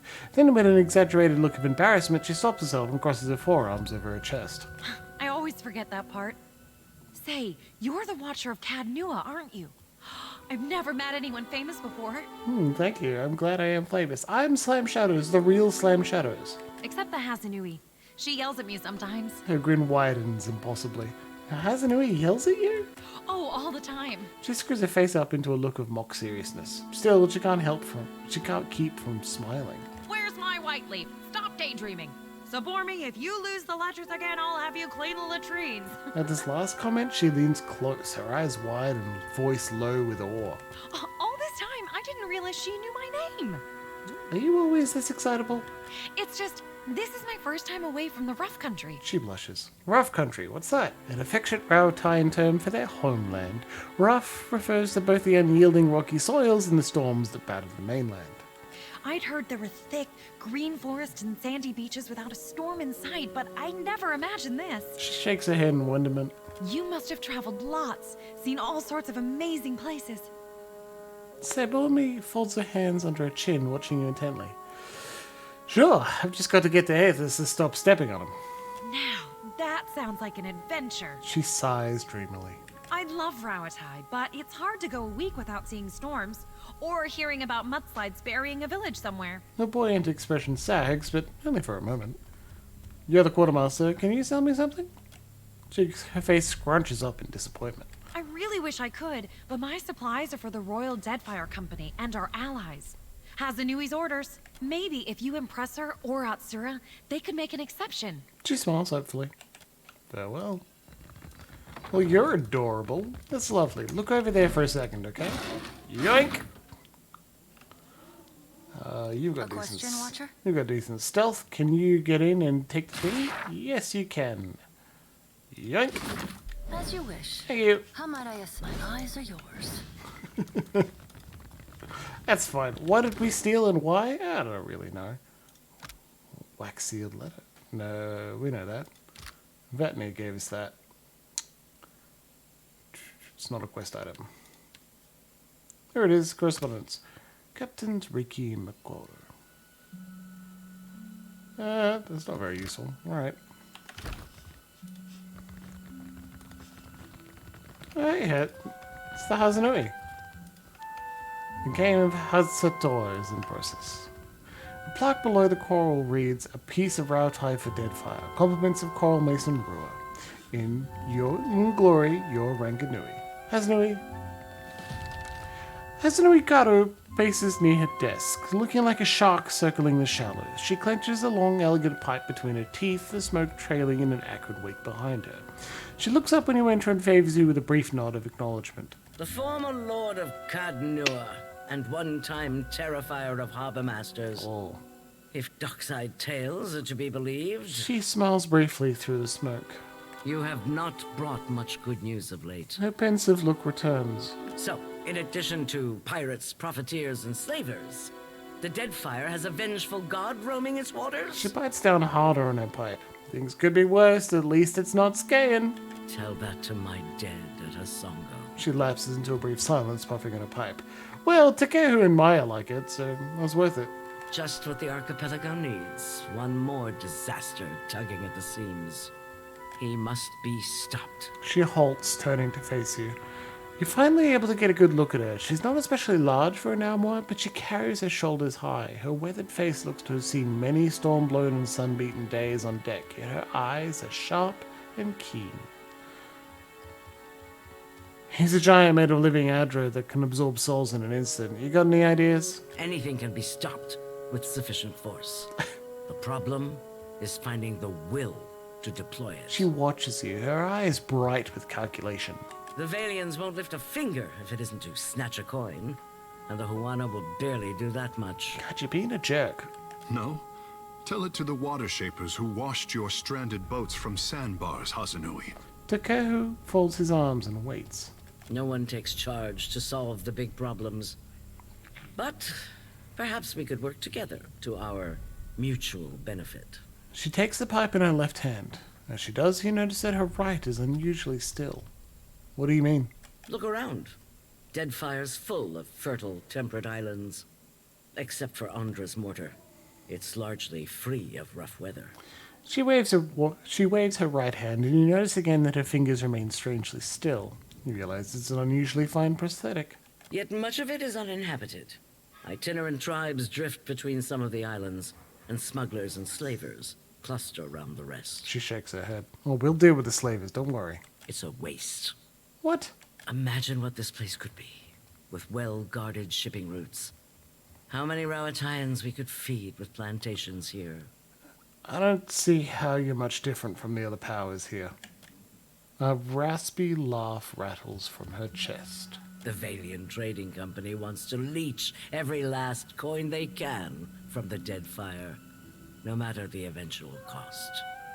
They're little more than thieves. The Principi are actual thieves, no matter their pretensions of nobility. Oh, we'll see. They haven't been able to make their case yet. And the Huana are happy to let them all pick away at their fractured empire. Where you see fractures, I see the lines of age. Lines big enough to sail the Valian fleet through. She eyes Takeru before turning back to you. We're interested in building something here. Pipe in hand, she gestures expansively. So we're exploiting the Deadfire for the sake of Rautai. That's a naive view. One our enemies are keen to promote. She scowls, biting down on her pipe. Takeru rocks back on his heels, nodding to himself. Maya rolls her eyes. So Maya's like, I don't give a shit about the Huana, that's not good. But Takeru like, oh, it's pretty cool. Rautai's violent storms have shaped and hardened us as much as they have our homeland's rocky terrain. I'm making it clear when we're doing, like, what changes, because not everyone in chat and on the VODs have seen everything. We don't know our companions as well as perhaps some of us do. And also, The companions are the main reason we're going through this. One, the story, really good. World building, also great. The companions, they're my favorite part, so it's actually pretty clear when we've got things that impact each other, and especially when they're talking to one another, I like making it clear that that's why we're doing this. But it remains a difficult place to live. So, we rely on trade. And on plantations we've established here. And those developments also create a more stable, productive deadfire. She spreads both hands wide as if that explains it. What does that have to do with me? If you're chasing the god who's stomping this place into the ground, then we have a common goal. And if you're going to survive here, then you could use an ally. A hint of a smile tugs her lips from her tar-stained teeth. What do you have in mind? The disaster at Hasongo remains a key concern. We rely on the port there to ship food back to Rawatai. She sucks on her pipe, hiding her worried expression behind a cloud of smoke. That's on hold until you investigate. Short of that, there are other matters that demand attention. Atsura, our Grand Secretary, has a plan that would make use of your unusual talents. Interesting. His office is downstairs. He can tell you more. What's the game board for? Hazatoa. Atsura and I usually have a game running, and this one's been going on for over a month and a half.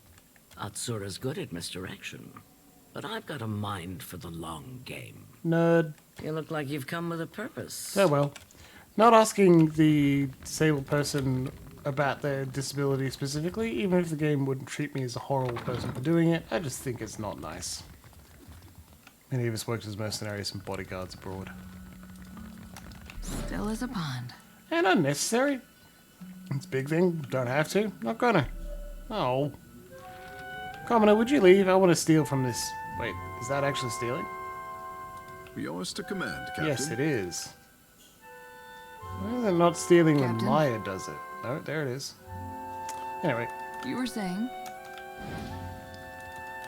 Downstairs, talk to the other dude, and then we're done in Neketaka. Which, sadly, is not something we're going to finish today. But we will definitely get back on the ocean and hunt down some bounties and do some side questing on the high seas for a bit. And I know the naval battles are not the most exciting. That bad. Rhyming Hazanui with Kablooey? I can't think of anything else that goes with Hazanui. Can I borrow a sword? I promise to be careful. Me neither. That's why I leave epics to the lore Hi, call. Miko. It is good to see you. It has Criticism been is easier several than years, no? Vazano. Few stray bitter squash seeds are tucked under one pillow. Vazana, I think that's someone we essentially What have we here? saved or in Pillars 1.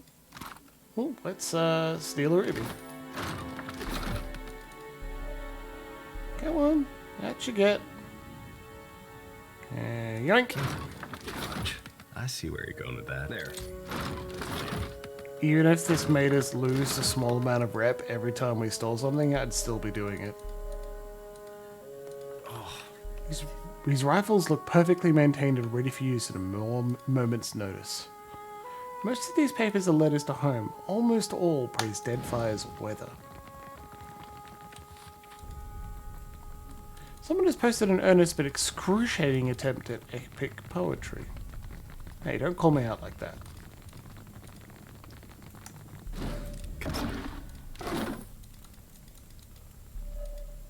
I love stealing. Aye? A question watcher, happy to oblige. The way, Aloth. Ewan's got a higher stealth score, so she can get further away. And ding! There we go. How might I assist? God. I'm so full of cigarettes. Yum. Watching birds. Just quoting weird memes now.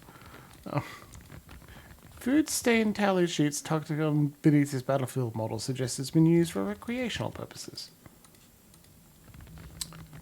Sorry, I didn't treat your miniatures with as much respect as they deserve. A plaque below the coral reads, "As we shape coral, so shall we shape nations. In victory, your Ranganui." Hi, Atsura. A man behind the desk regards you with attentive, unblinking eyes and a perfectly open expression. His smooth features make it hard to pinpoint his age, though the crinkles at the corners of his eyes suggest he's not especially young. He cocks his head, taking your measure. He pauses before speaking, just a little longer than seems normal. When he finally does, he seizes you by the shoulders and wraps you in an abrupt but warm embrace. The gesture is so sudden and over so quickly that when he steps back and resumes his politely professional manner, it's almost as if it never happened. Watcher Nui, the Lord of Cadnua. He gives you a sleek half smile that reveals a row of perfect, pointed teeth. Big! Indicates respect and admiration. Look, it's me. He spends a little bit too long pausing in conversation and then gives you a hug. That's me all over, baby. In his careful stare and the pause before he speaks, you recognize that he's studying you. No longer me. Well, maybe. I'm not one for ostentation, but your remarkable display at Queen's birth suggests that you are an individual with skill. Oh, never mind. Not mere style. I like to think I've got plenty of both. So I see. He laughs. His eyes shine with interest. He blinks, perhaps for the first time since your conversation began. I am Atsura, Grand Secretary of the Royal Deadfire Company. It sounds like a significant title, but if he is strangely emotionless, he might as well be describing the color of his clothing. For a trading company, you've got a very commanding presence in Neketaka. And why not? Thousands of years ago, our people came from the archipelago. This is why I was happy to say to Comrade last week that they're yes, they may have come from the same place, but it's a large enough differentiation that see it as Japan and China is the closest equivalent, you know? By one reckoning, we have as much claim on these islands as the Huana. It's a hell of a reckoning, buddy. He shrugs and waves a hand in the manner of someone politely dismissing a compliment. Does all Rauatayan law work this way? Where is that mountain of Azada shells I misplaced thousands of years ago? Teko strokes his chin and idly glances around. But our purpose here is trade. He gives you that unusually placid smile again. While our homeland is rich in saltpeter, the violent climate and rocky soils make it a poor source for most other basic staples. It's my business to look after the mainland's interests here. He spreads his hands wide to include his rather plain, dim office. Who did you cross to get stuck in the basement? He chuckles, a sound as smooth as warm oil. The Huana and the Valians decorate their latrines with gilding and coral, and the Principe cling to faded riches. He chops one hand through the air dismissively. A most uncomfortable latrine, I say. I place little value in fancy trappings. You all sure like your cannons, though. Can you blame us? We share the archipelago with unpredictable tribes and a league of pirates. And the Valians have made their hunger known. Leave it to them to observe a substance that occurs nowhere else on Aora, and immediately set about pulverizing it for profit. A ripple of distaste passes over his features. It is 10 o'clock. We usually finish at 10 o'clock, so thank you very much for joining me, but we will finish this conversation, then I'll say goodnight. Just a little bit longer, okay? What would you do with it? Nothing. Okay. We know too little about luminous Adra to understand the consequences of ripping it out. He pauses and considers you. Well, I don't hate that. Perhaps you can help me keep them from doing more harm. What do you have in mind? The demand for luminous Adra has sent the Valian Trading Company into a frenzy. Their expeditions grow too bold, and their officers too greedy. He puckers his lips as though at lack of discretion at a dinner party. He puckers his lips as though at a lack of discretion at a dinner party. There you go. Worse, their rapid expansion attracts pirates and threatens the outlying Huana tribes. This risks souring the Kahanga royals against all foreign involvement. He inclines his head like he's about to let you in on a secret. But you can curtail their growth. This isn't about the welfare of the Deadfire. This is about them outpacing you. By snapping up land we need to grow food and build ships for our people. Indeed. But our interests and Deadfire's are not mutually exclusive. He interlaces his long, well-manicured fingers. The Valians have sent an expedition to Pococahara, a storm-wrecked island believed to house a vein of luminous. I hear you accomplished an incredible feat in restoring the luminous Adra near Port Maje.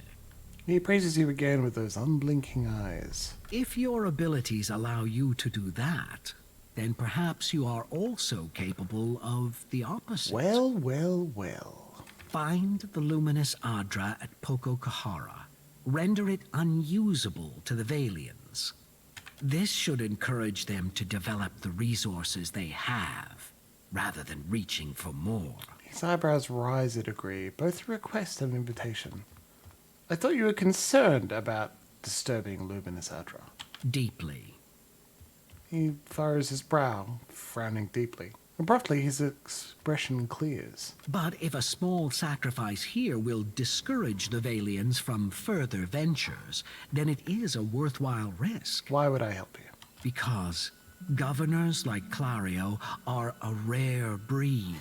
Most of the Valian administrators care little for the well-being of the Huana. If the Valians claim Pococahara, it is the locals who will truly suffer. Very convincing, isn't he? That does make sense. We'll see. Deadfire is a tumultuous place. Consider the value of an ally with ships, cannons, and the backing of a great empire. He gives you a soothing smile. I do not have the precise location of Pococahara, but the tribe on the nearby island of Tikawara could probably help. I suggest starting there. He circles a small, out-of-the-way island on your map. Now, what else can I do for you? Farewell. Well, well, well. And there we have it for tonight, everybody. Let's quit to our desktop, and I'm going to click chatting. And you'll have just me for the rest of the evening. Well, thank you very much for joining me. What a good time. What a lovely way to start the week. I really do appreciate starting a good week to look forward to Monday night Pillars of Eternity, because it is always quite a lot of fun. And I love how much progress we're making, even though the last few episodes have just been us in Neketaka over and over and over and over and over. At least we're exploring the city and we're seeing us in Neketaka. It is fun to see different and interesting experiences, all of the same city, you know? Like, that's cool. It's also giving us a big understanding of what the world is going to be like as we're exploring the rest of the Deadfire. Because now that we've seen it, all of the factions, they've introduced themselves, they've even, nearly all of them, given us a companion to go experience the world, and it's time to go do some side quests and relax a little bit more. And as we continue with the main quest, we'll be dunked at high speed directly into more divinities fucking about, and that's, you know, my shit. That's my favorite thing to do. Be dunked at high speed. No. to have fun investigating the metaphysics of the world. That's highly enjoyable to me. So I would like to honestly give a shout out to Kobold Curios, who rated us with 3 people. And if you've managed to stick with me the whole time, shout out to you. I hope you're having an excellent time. And I hope you check out the VODs, which I linked earlier. And we'll see you again Wednesday night for Final Fantasy V. Hell yeah. We've got ourselves a fire crystal. And that probably leaves 1 crystal left. Like, what happens if we miss that crystal? Well, we'll find out. I'm also going to leave us with a happy evening. And I'm going to actually pass on the goodwill and send you over to Kate Latte, which is playing Kingdom 2 Crowns. A lovely streamer, very friends. Very good. And I'll see you again Wednesday night. Otherwise, hope you have a great day. Good night.